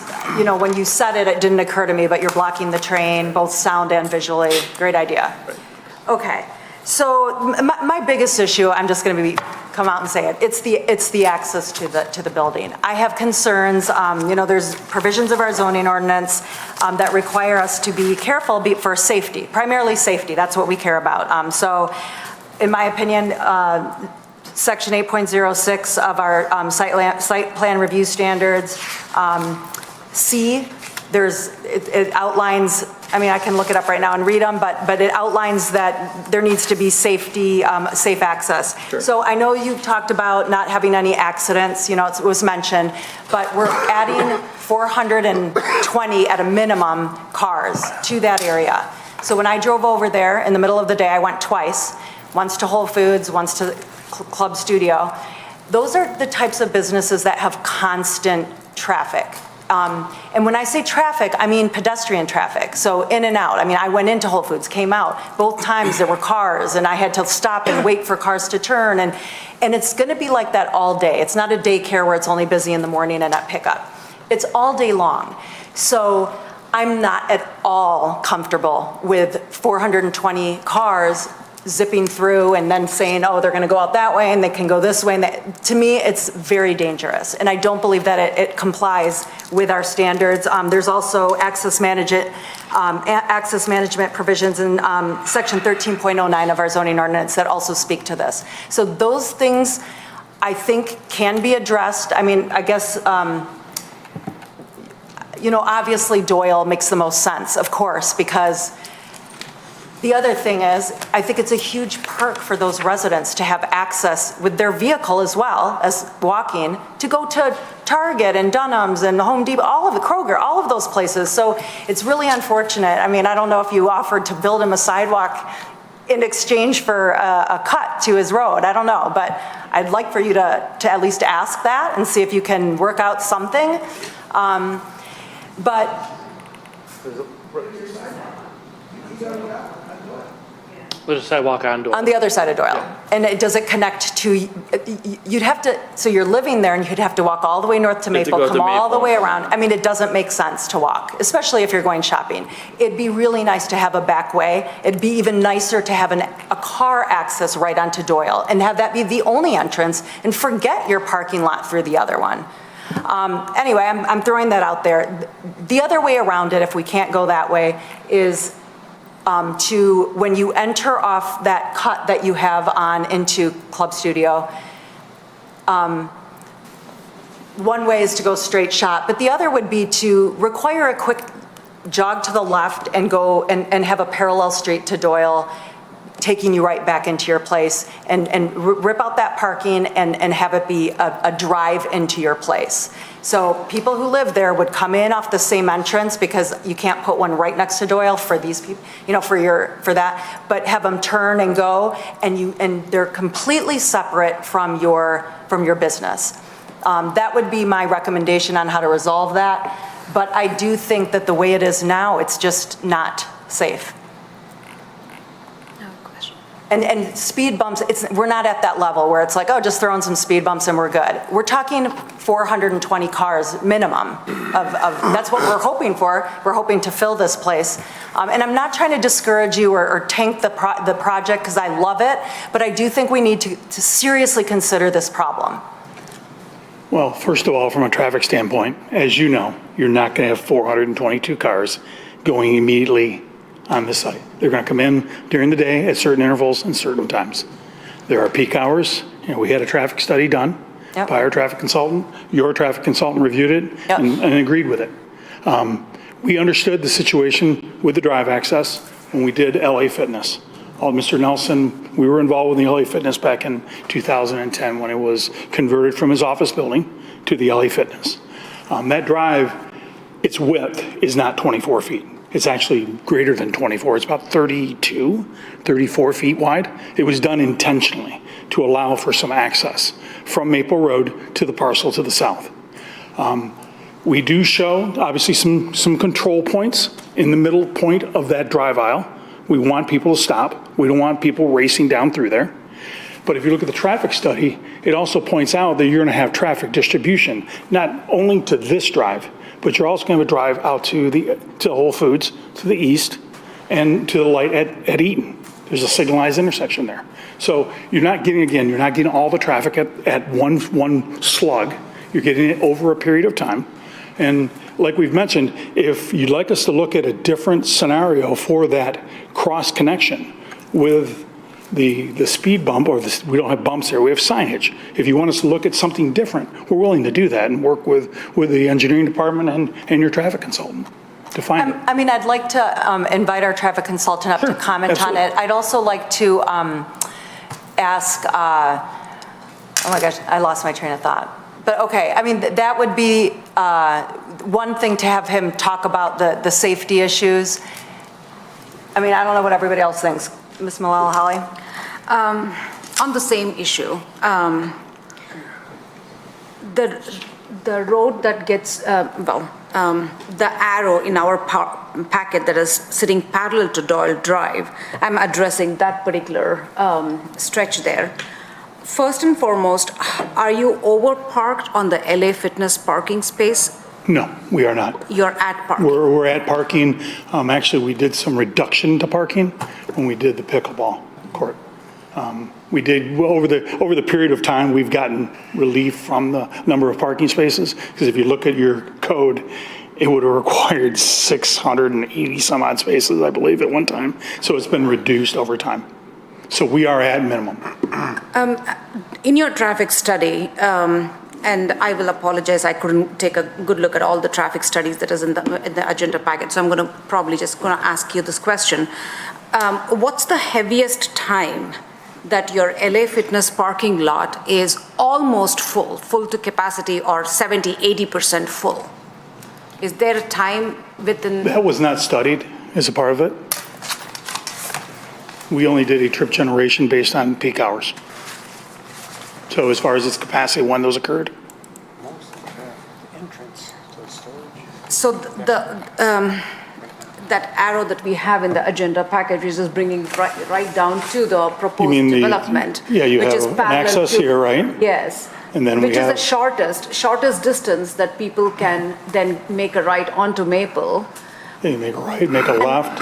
They can come here and make a right. They can go straight, left, and right at the signal.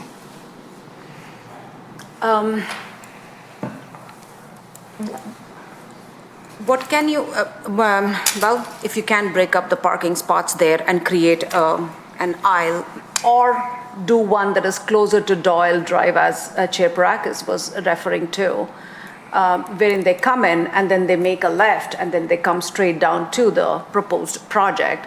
If that is also not possible, I'm just concerned, LA Fitness parking lot or whatever Club Studio parking lot, is already heavy traffic usage and movement usage. And I understand not all 420 residents are going to be driving their car up and down that stretch. I'm not going to say that they will, but I don't see how, even during the peak hours, how are they going to, I guess, I don't know, how are the cars going to be moving in that area with traffic already present in that parking lot? Again, this is what mixed use is. You have a mixture of uses, residential, retail, and fitness together. You have a drive that goes through there. That's why we're suggesting and promoting the idea of doing some enhancements at that crossing to make sure that people stay safe and slow. And we have the benefit of having 3 access points where the traffic will get distributed. Yeah, people are going to find their way like everything else, right? What is the shortest and easiest path for them? If someone wants to go to downtown Birmingham, they're going to go to the light and go use that. We do have a restriction at the Whole Foods. At Whole Foods, there's only a left, a right out, I'm sorry. There's a left in, a right in, and only a right out. At Maple Road, there is a full movement there. That's because you have an arrow coming in, you have one going left, you have one going right. That's my concern. We understand your concern. You know, we have a large enough drive in there that was planned for what we wanted to do in the future. And we'll consider crossing, figuring out some way to make that midpoint safer. If there's a way to do that, maybe add some landscaping to those, maybe break out those islands, do something that is a definitive break. The drive you're talking about is just east of Club Studio? Yeah. How wide did you say it is? Because you kept... It's bigger than 24. It's exactly, I can't see the dimension. Is there a way that you can create like a path of like trees breaking up the parking We lot? lose but the spaces. Do something where it Yeah, right there. also... There's the dimension right there. So it's 30, almost 40 feet. Okay, so is that a possibility that you break up those islands, those parking spaces and create islands? I And would then lose also spaces. have... I would lose spaces. I would lose parking spaces doing that.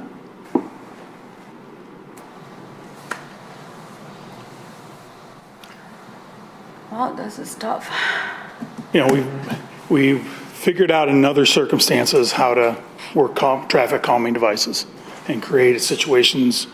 We obviously remember the last circumstances we were all together related to the Troy Sports Center. Oh, right. And we worked together and found a solution to that. I think there is a solution that's there.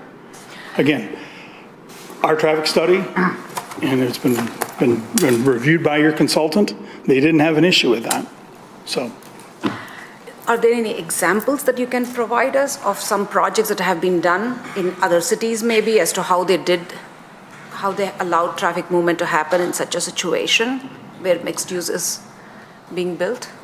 I'm sure there's examples, sure. Again, trying to create a mixed use with everybody being integrated. And again, they're not all coming at the same time. Yes, these are, during certain points of the day, there are going to be very crowded activities. But we've provided a traffic study. Your traffic consultants reviewed it and accepted it. Mr. Fox? Yeah, so for me, to me, the drive aisle is less of a concern personally. It's nearly 40 feet wide drive aisle. It was designed to let traffic move back and forth from the back site. I have been to, so I can't necessarily name specific examples like, oh, go to this address and you'll see it, but working in Mount Clemens, Harrison Township, Birmingham, Royal Oak, like more urbanized communities and areas of Metro Detroit, you see these types of interactions and they work. I mean, the developer has a vested interest in not having their clients at the gym be run over.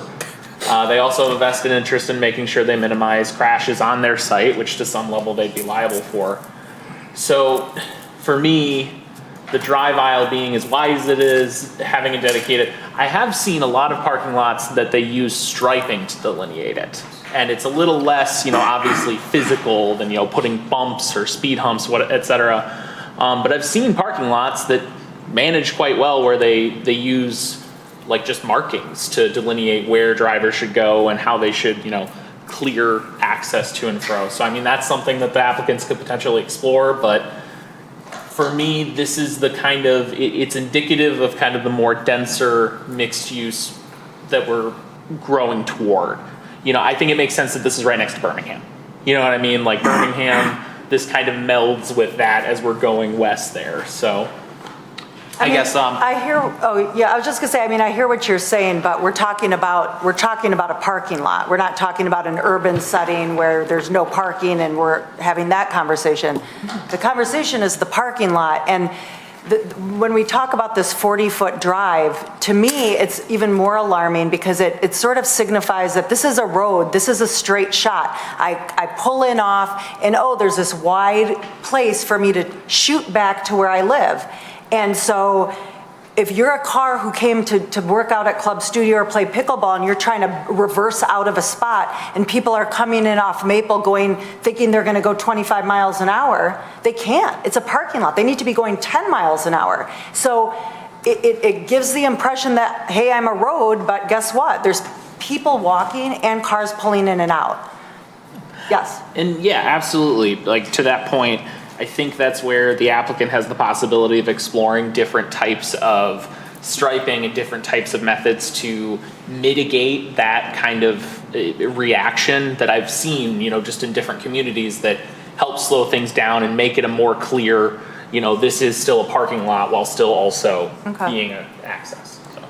Yeah, I was just going to say, I think, there are already a lot of good. If you could stick in front of the microphone. Oh, sorry. so I think it there's picks it already up. been many, good ideas on how to slow down traffic, and it's done all the time passively, right? Whether it's changing the pavement, adding some stripes, and there are things that identify that this is something where you can't go fast, right? Maybe it's even adding some different lights or something. The other thing I noticed with the 40 feet, that's great because initially when they designed it, what Jim just said was that they designed it to become this throughway, right? Which has been there for, I don't know how long. 15 years. Right. So, but what we can do is take a very simple look at it, and maybe we extend the islands in and pinch the islands so that they're tighter. So the second you start to compress the space, the slower people go. It's just, it happens in downtowns when you have crowded streets and stuff like that. There's very simple solutions here to slow this down. Okay. And don't forget the folks, they live here. I get that they're going to their home, but to me, I think the second I pulled off of Maple, I would slow down because I'm like, I know I'm in a parking lot and I'm going to my house where I am. I mean, we have projects where you pull in, you're not going straight from the street into the garage. You pull into a parking lot and then you navigate to where your parking space is. I think it's the same thing, but I think it's a very good point that everyone's bringing up. But I think there are very simple passive ways of handling this so that it slows down traffic right away. Okay. Mr. Tagle. Yeah, I am not as concerned about that. I think there are ways, especially at the islands that exist, whether those islands get extended into the drive lane to pinch it down, or there's an island created in that, let's say, that 10-foot zone so that you've really divided the traffic, much like the island that they have going into the complex. Plus, I think signage. They could put stop signs at those islands as well, just so people understand that, okay, I'm not going to gun it to the next stop sign. And so I think there are ways, as been stated, ways to do that and take away it's the level of danger, I guess, that some of us are thinking there is. I just don't think that's going to be there. Okay. Mr. Krebs? Yeah, just to reemphasize the point I made, if you used a stamped pattern concrete, let's say like a red brick road look to it, when you drive from an asphalt onto that vibrating in your tires, you're in a different spot. And I'm just suggesting that it would not only delineate the path, but your car would react differently when you hit that. So that's, in a sense, a calming thing because, something happened here. My wheels are different. That kind of announcement, just a nonverbal vibration could assist in making that a safer zone. Mr. Faison. Do we want to hear from Mr. Deering at some point? Yep. Sure. Do you want to speak real quick? Sorry, yeah, before we do that, I just talked to Lyndon, and he agrees and obviously wants to keep everyone safe here. And so I think what we're going to look at is right in the middle where there are the 6 islands running left to right, putting stop signs there, always stop, and then also raising the pavement, kind of creating a little tabletop, kind of like a speed bump. Oh, I know. But at least doing something like that, also looking at some of the other items that we've been talking about.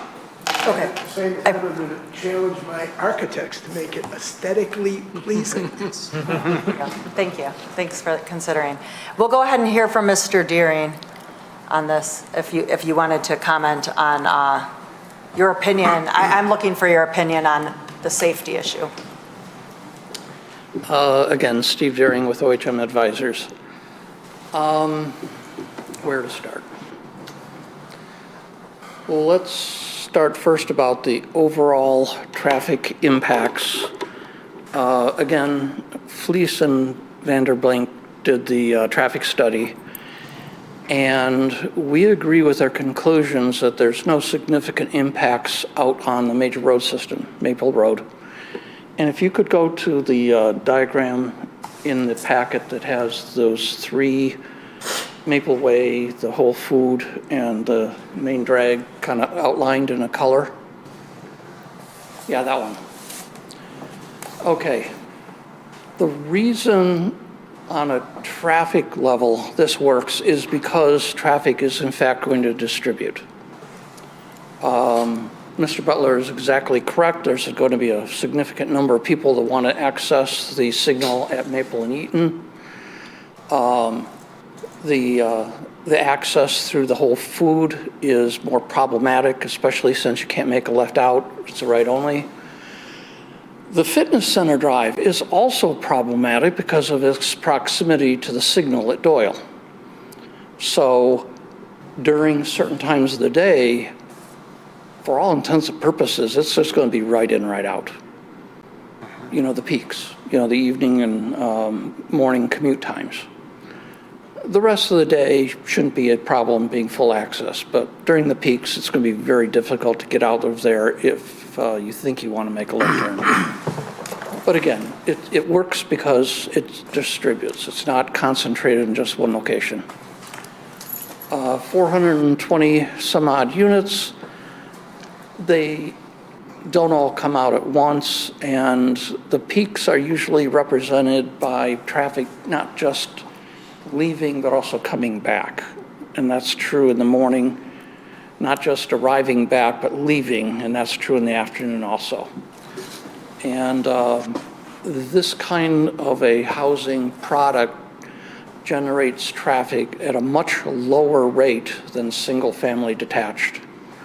So with 420 some odd units, I don't remember the exact number, but the peaks were well less than 300 in a peak hour. And again, it distributes between both in and out, regardless of whether it's a morning or evening.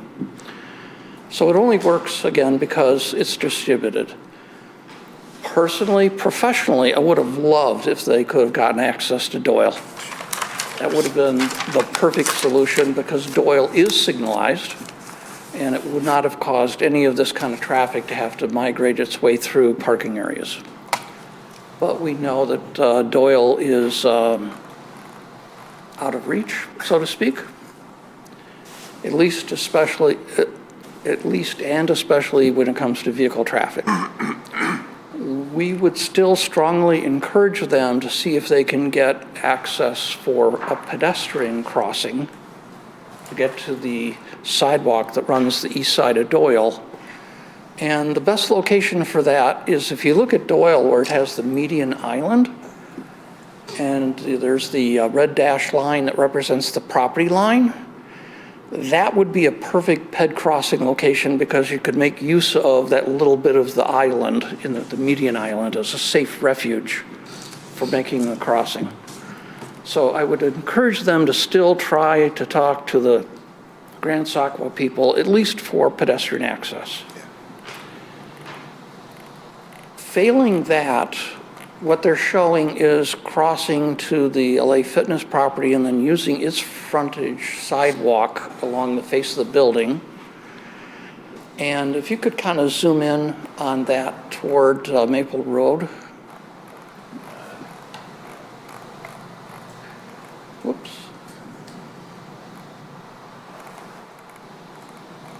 A little bit bigger. Okay, that's good enough. So you have the sidewalk along the face of the building, then you see all those handicap parking stalls by the pickleball. But then you have to walk through the parking lot to get out to Maple Road sidewalk. That's not connected. That's a stupid layout. Mm-hmm. What they should have done is the sidewalk that fronts those parking stalls extended just straight to Maple. And that way you have a better pedestrian connection without having them have to depart a sidewalk and wander their way through even a small part of a parking lot to get access to that. And so I think that's pretty much what I wanted to say when it came to like the overall traffic. To be honest, I didn't spend a whole lot of time focusing on trying to redesign the LA Fitness and the Whole Food circulation patterns because I was focusing on the development of the apartment complex itself. But I think a good idea is that if you look at the direct shot from their east entrance to the apartments out through the LA Fitness to its driveway to Maple Road, it is a benefit that it's wider, almost 40 foot. That's an unquestioned benefit. And I like the idea of those 6 islands representing a tabletop speed hump for at least 3 of the aisles. The aisle closest to the building, the aisle that's in red that would presumably be the main route for the apartment complex traffic, and the one next to that, to the east. The far east one, it's really not that important for that to be a tabletop.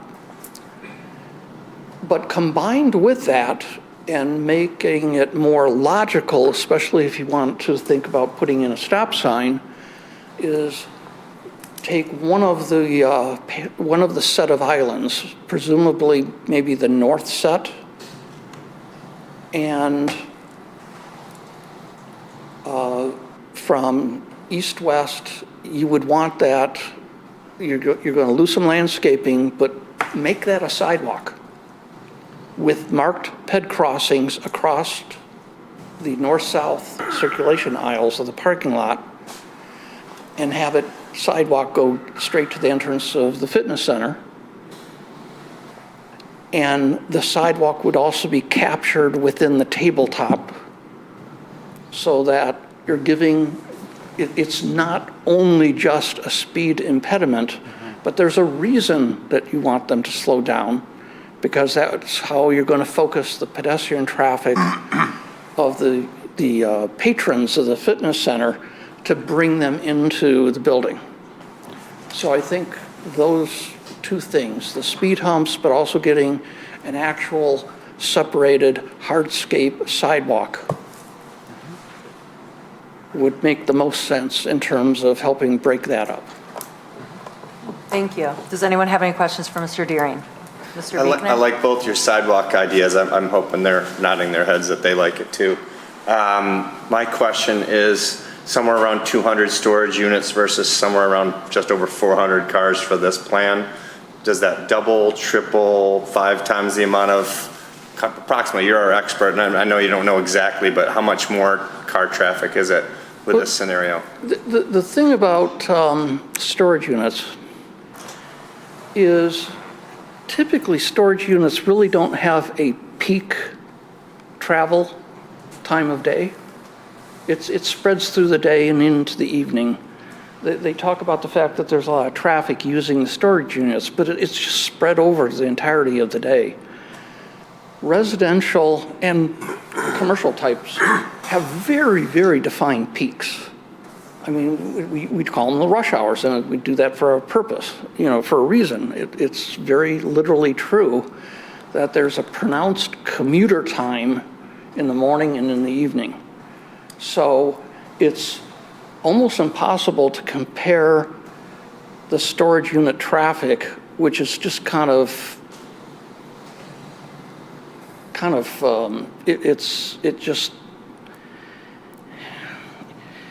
it doesn't have any really pronounced time associated to its maximum value, and you really can't compare that to a trip generator like housing.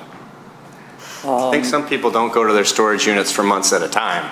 I know that's a fact. So I don't know what percentage. I don't know that anybody knows what percentage. I think it's a lot less use currently than what it's being proposed to be. Is that fair?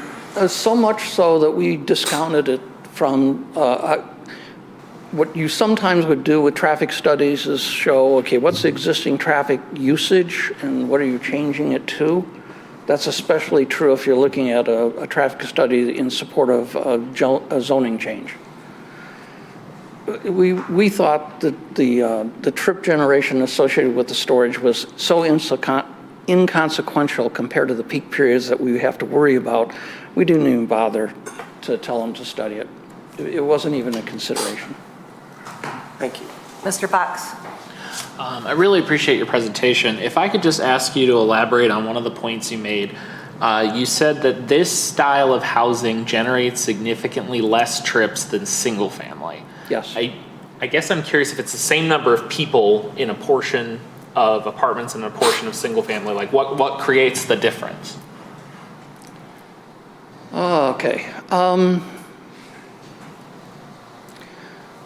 First of all, your typical single-family detached dwelling unit starts with 3 bedrooms, and a lot of times they go bigger than that.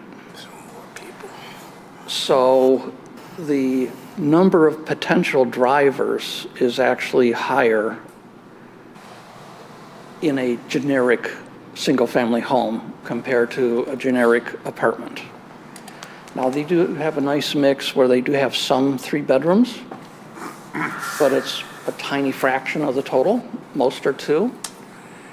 And so you're looking at probably 2 drivers at the most in any given apartment, where if it's a mature residential area, you know, with a lot of families, then you got a lot of teenagers that are getting their driver's licenses, and suddenly traffic is a lot higher. That's the peaks. Then off-peak, apartments and other housing styles like that, they have far fewer ancillary trips like lawn services and plumbers and handymen coming in for repairs and mail delivery, all parcel deliveries, all that sort of stuff. Over time, we've learned that single-family housing has a lot of ancillary trips that you don't see in this type of a housing product. I appreciate you answering my question. That was, quite honestly, I was just curious based on what you said, so thank you. Mr. Lambert? What your opinion on Mr. Krent's suggestion about some kind of maybe a brick-type pavement that would kind of let people know, hey, this is a street to get me back to the apartments? It's not a bad idea. You know, there's 2 considerations. How is the durability of that going to be compared to whatever the existing pavement is? And the more aggressive the treatment, the harder it's going to be to remove snow. You know, if it's just patterned concrete that doesn't have a huge vertical difference, then it'll look different, it'll sound a little bit different, but if you really want to go into like a cobble kind of, not even the old brick streets, because they tried to get them nice as smooth as they could, but if you go into a real hard cobble, man, those things are hard to plow. Yeah. Really hard to plow. Anyone else have any questions? Okay, thank you so much for being here, Mr. Deering. I had one question, Mr. Carlisle. I didn't notice any floor plans that were submitted. Did you see any floor plans? There are floor plans in the packet. With like showing where the bathrooms were and all that? Really? Okay. I believe so.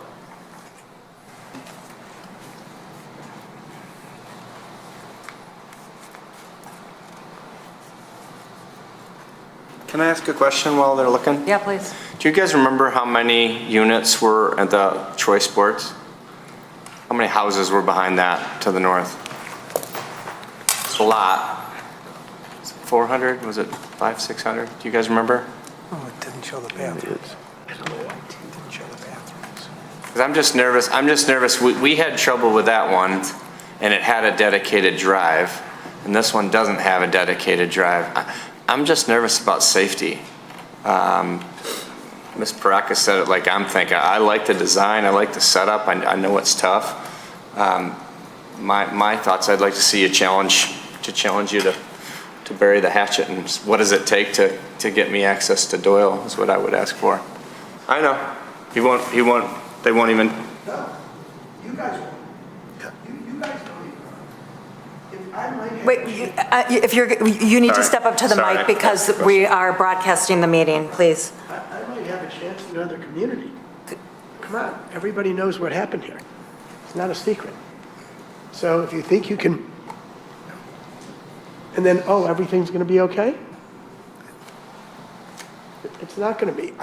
I think if you could go back to the drive, back up here, I think there was a great suggestion made, and I came up with these guys and made it, is that we're going to, someone called it a table? Tabletop. Tabletop. So if you go between those, you're coming in, it's not that long. And if you go between and you put, and I would go straight across. I would go to the West Drive as well. I would go straight atop with a tabletop. That it wasn't a speed bump like that, but you're going like this. Yeah. Okay, that's going to stop people. You're also going to have stop signs. Okay, and guys, I know what you were saying about the secured storage, okay? But we have companies that are basing their equipment there. And all these guys who are working on the equipment come, and for as many units as we have, we also have people parking trucks there, and they come and get them in the morning, whether they're snow trucks, whatever, and come back and get salt and come back, or whether they're landscaping trucks. But go by there, you'll see what's there. So I think there is, I'm not going to say more traffic than the apartments. I'd never say that, because I'm not qualified. But there's more traffic than you think. Okay. Okay, so. Thank you. Yeah, please, come on up.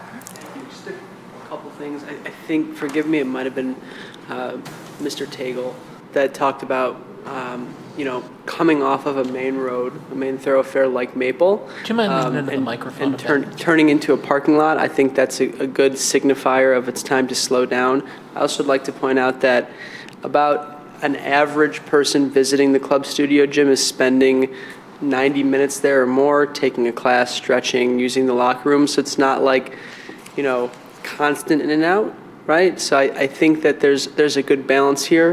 And like this gentleman, sorry, I forget your name, talked about how there's this distribution of traffic. I think it makes a lot of sense. I think there's creative ways from landscaping, tabletops, other things like that to put in those signifiers, even stop signs to signal to people, whether it's a resident or a member of the gym, to slow down. So I think there's a lot of creative ways that we can address that. So that's all. Thank you. Yes, Mr. Carlisle. Mr. Beekner, to answer your question, there were approximately 118 units at the project north of the Troy Sports. I will note those were different units. Those were townhome units, so they're a little different style of development and intensity than what would be here. And to your question, Ms. Parakis, there were floor layouts that were included in the packet, but the individual units didn't show wall divisions and bedroom divisions and toilet facilities, et cetera. That didn't get into that level of detail, but there were floor layouts that indicated the size of units and where they're located. I mean, it was basically just showing 1 bedroom, 2 bedroom, 3 bedroom. So like if you look on page 36 of our agenda packet, which was the previous applicant, you can see where the toilet is. Yep. You can see where that's the floor plan, right? I mean, just indicating what bedroom it is. It's not a floor plan, I don't think, but that's what I was looking for. Okay. It's on 148. It's in front of you here. Yep. Okay. If I could just answer your question. Yes, please. We are working on the unit plans. We just did not share them as part of this package. But obviously, as we get further on down, we will absolutely be sharing those. Okay. Yeah. Perfect. Thank you. All right. Does anyone have any other questions, or do we want to float a resolution? Yep, Mr. Beekner. Again, back to the safety, and we talked about a tabletop on the east side. What, with the one down the middle and the one on the west, would you do a tabletop there also? Can you show me where you're saying? So we've talked about the one on the east. What about on the one on the west and the one in the middle? Would you do a tabletop, the left arrow, the middle arrow, and the right arrow?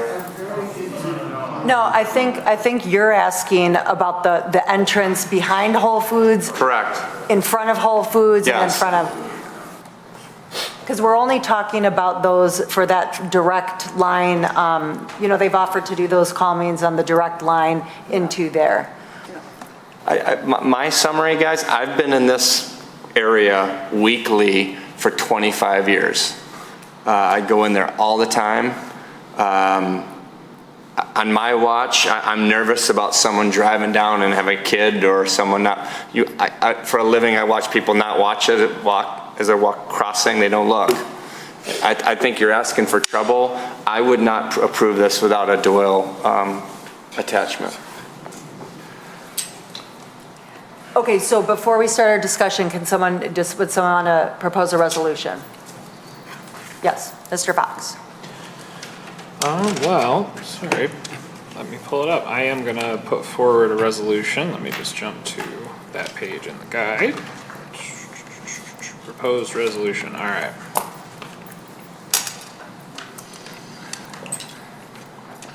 I'd like to make a motion that proposed Maple Lane apartment, aka Troy Living Development south of Maple, west of Coolidge, 1485 Maple Way, Section 31, currently zoned IB, Integrated Industrial and Business Zoning District. Let it be resolved that preliminary site plan approval pursuant to Article 8 of the zoning ordinance as requested for the proposed Maple Lane apartments, aka Troy Living Development south of Maple, I always read this twice, west of Coolidge, 1485 Maple Way, Section 31, approximately 6.02 acres in size, currently zoned IB, be granted subject to the following. Reducing the lighting levels along the property lines to 1 foot candle or less. Is that relevant to this? Okay, yeah. And the provision of the tabletop speed humps in the eastern parking lot connecting Maple Road to the property, subject property. Do we have a second? I'll do it. Second. Mr. Krent is going to second that. All right, discussion. Yep, Mr. Tagle. Yeah, I would like to add to that, that 40-foot wide drive at the islands be pinched down, whether the islands extend or whether there's an island created in the middle, creating two separate drives on either side. Just something to better identify those points of stopping with the stop sign.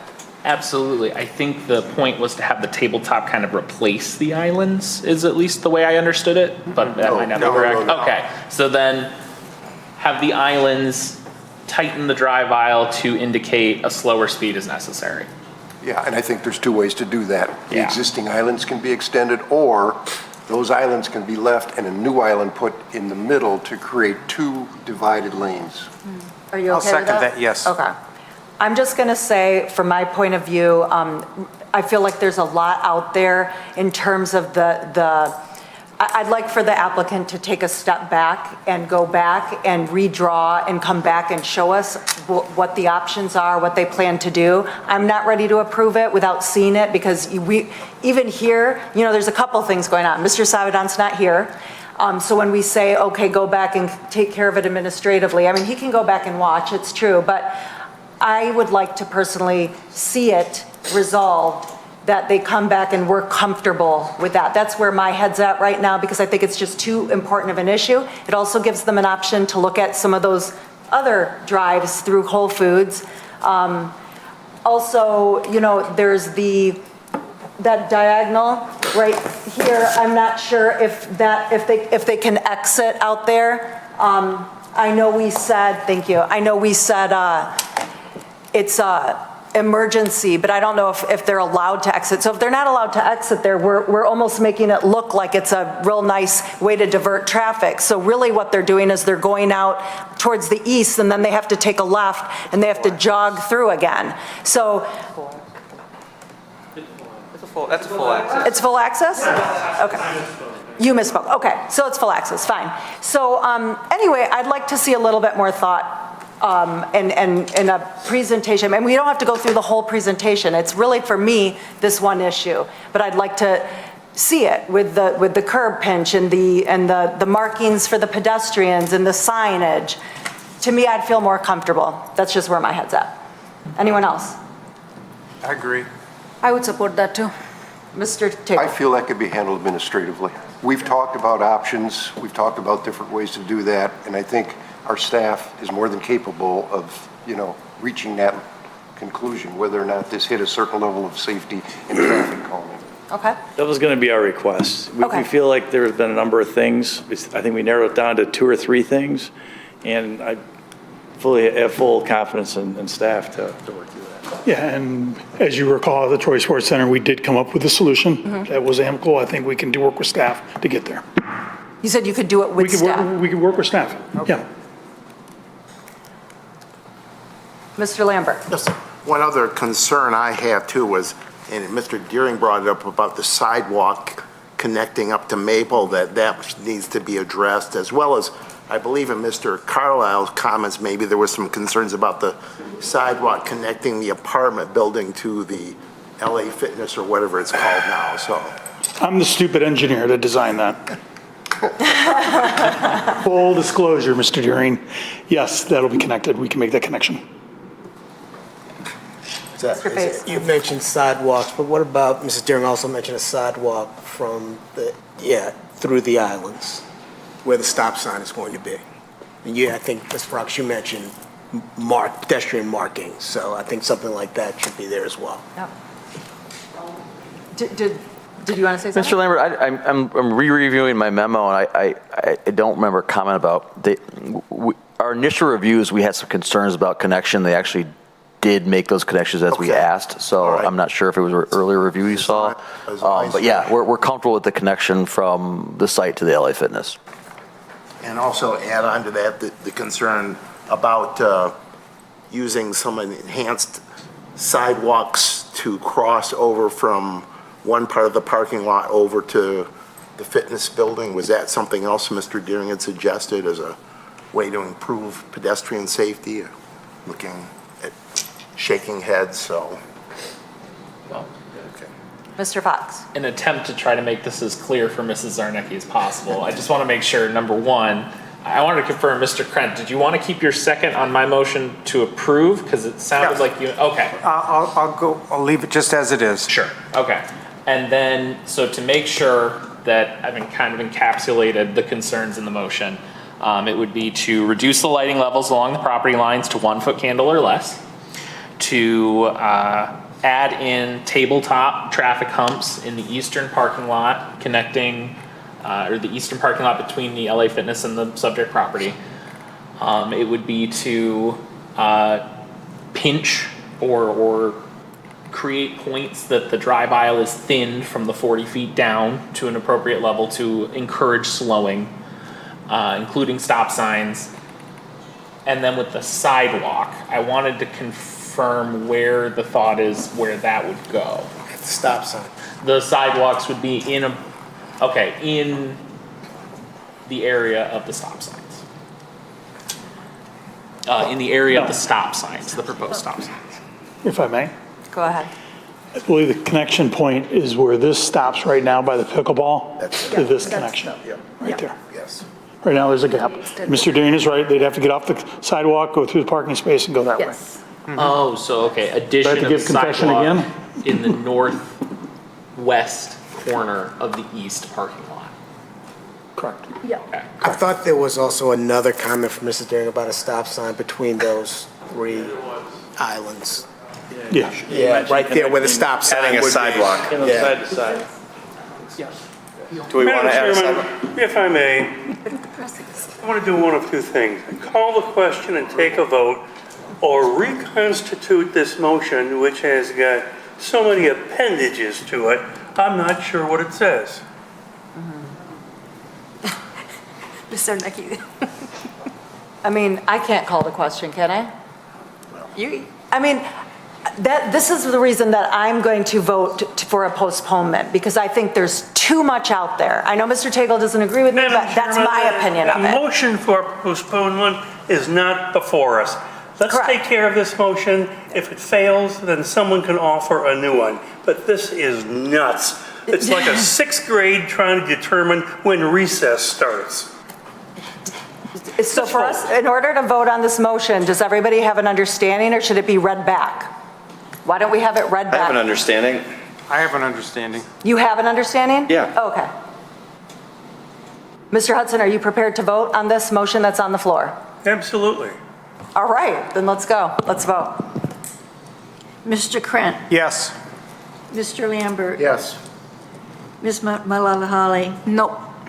Ms. Parakis. No. Mr. Tagle. Yes. Mr. Biegner, No. Mr. Faison, Yes. Mr. Fox, Yes. Mr. Hudson. Yes.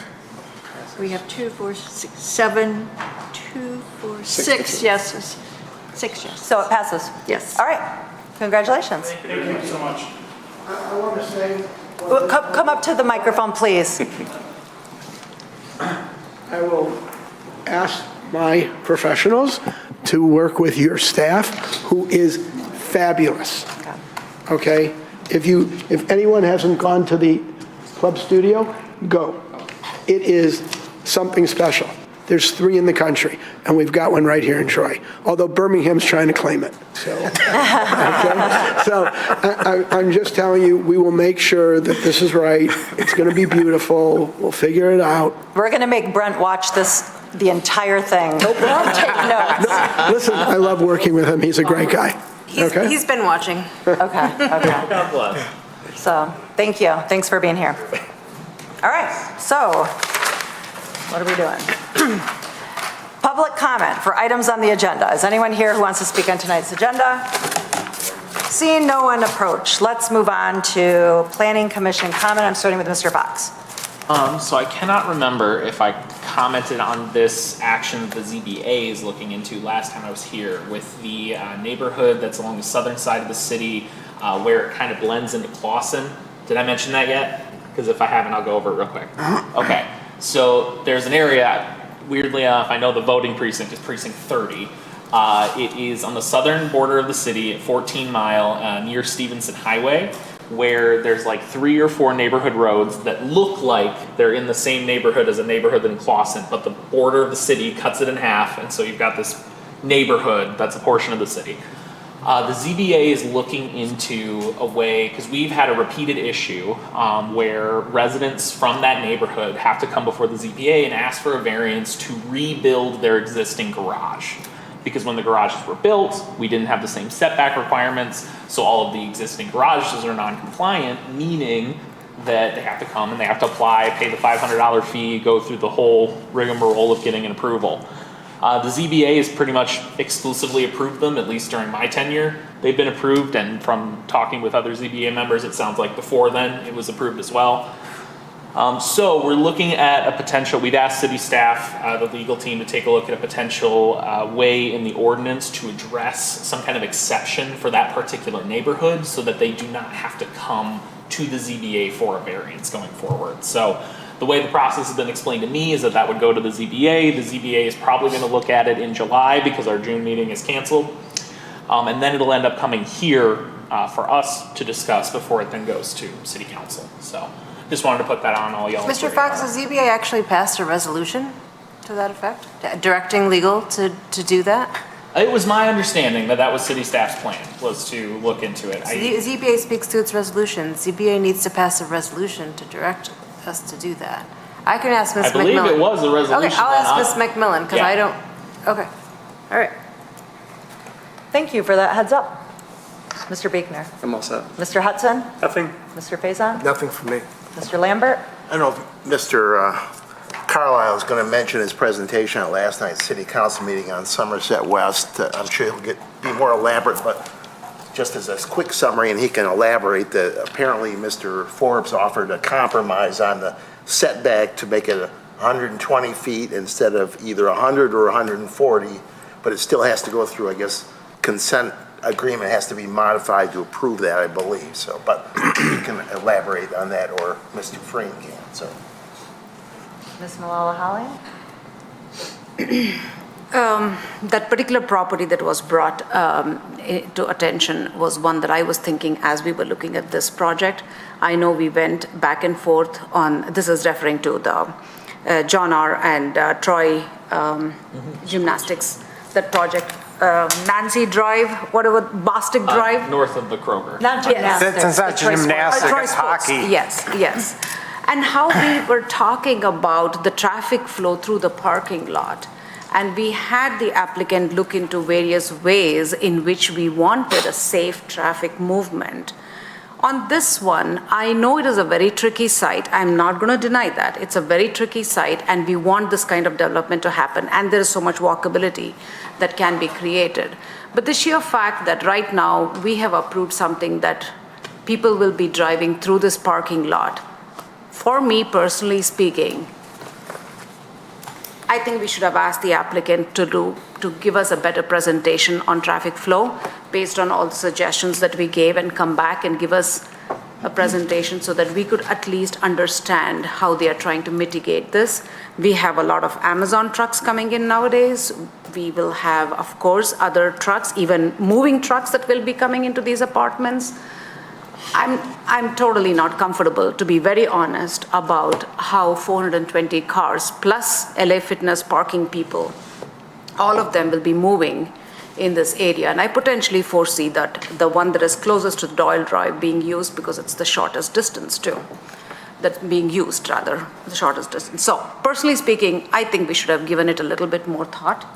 That's me speaking personally about this, and I'm not comfortable that it got passed today. I mean, I'll echo your comments. I mean, I agree that it was a little bit too fast. I also thought that they said that they were going to come back with the floor plan, which I do think is a requirement that we gave them a slide on. I mean, we require floor plans. That wasn't a floor plan. And then, you know, there was no discussion of a pedestrian walk onto Doyle. I mean, we really let them get away with not even doing that. You have to walk all the way to Maple, go around. So essentially, we're creating people driving to going to that shopping plaza because we approved it without really pushing that issue. So I thought it was premature. I thought the vote was going to go a little bit differently to postpone, but I'm a little bit disappointed on that as well. Mr. Krantz? Okay, Oakland County has the planners gathering, and it's called, this one is on June 26th. And as always, it's a virtual webinar from 10 a.m. to 11 a.m. on June 26th. And the subject this time is a walk through local woodland and wetland ordinances. Thank you. Mr. Tagle? All set. Ms. Dufresne? Nothing, thank you. Chair? No comment. No comment. Okay. Julie, you Mr. want Carr. to talk about last night? You were last night. I mean, I'm happy to, but you were there. The item that you're talking about was Somerset West, the former Kmart headquarters, went to City Council based on your recommendation. Most of the discussion, primarily almost all the discussion, really was based around this issue about the buffer to the northern property line. It's a little confusing, but the Pavilion's PUD, which is originally on the site, had a 100-foot buffer. The consent judgment had a 140-foot buffer. So there was discussion about, should it be 140, should it be 100? After a lengthy discussion, it was agreed upon that it was going to be 120, so they split it in half. So when it comes back before us, two of the parcels, because the one parcel is exempt because it's U of M, two of the parcels will have at least a 140-foot open space buffer along the northern property line. Once they got through that discussion, it was pretty much unanimous consensus. It was a good project, and they were very excited about it. And the mayor especially spoke very highly of it as a transformative project, generational transformative project. So overall, it was very well received by the city council and approved unanimously. Well, can I just, so the 140-foot buffer, Michigan, the University of Michigan, the Constitutional Corporation is required to comply with the consent judgment. The consent judgment is 140 feet. Okay. So unless and until the consent judgment gets amended, it's 140 feet. We won't see that site plan. Essentially, the Right, site we plan that won't you will see see we won't see that will be one. for only the two parcels that will have 120-foot rear yard open space attached to it. So they're going to be looking for an agreement. They're going to have to change the consent agreement because it doesn't comply with the consent agreement at that point. No, the consent judgment provides for a 140-foot setback. Period. Right. So if the University of Michigan goes in tomorrow and puts a shovel in the ground, they will have to have 140-foot setback. Okay. If they want something less than 140 feet, then they will have to amend the consent judgment. Right, so there was a lot of discussion for, I'm not sure what, but. 20 feet. Well, Yeah. I watched the whole thing. That they still have to, yeah, go And- ahead. And it was clear in my mind after listening to all the discussion that Julie's absolutely right. If they're going to build now, it's 140 feet. But there are 5 parties to that consent judgment. So that means the city is only one vote, and they say we could change it to 120. The other 4 have to agree to that 120 or it stays 140. Simple as that. So, long story short, it'll be either 120 or 140 when it comes back before you. All right, anyone else? All right, good night, everyone, thank you. And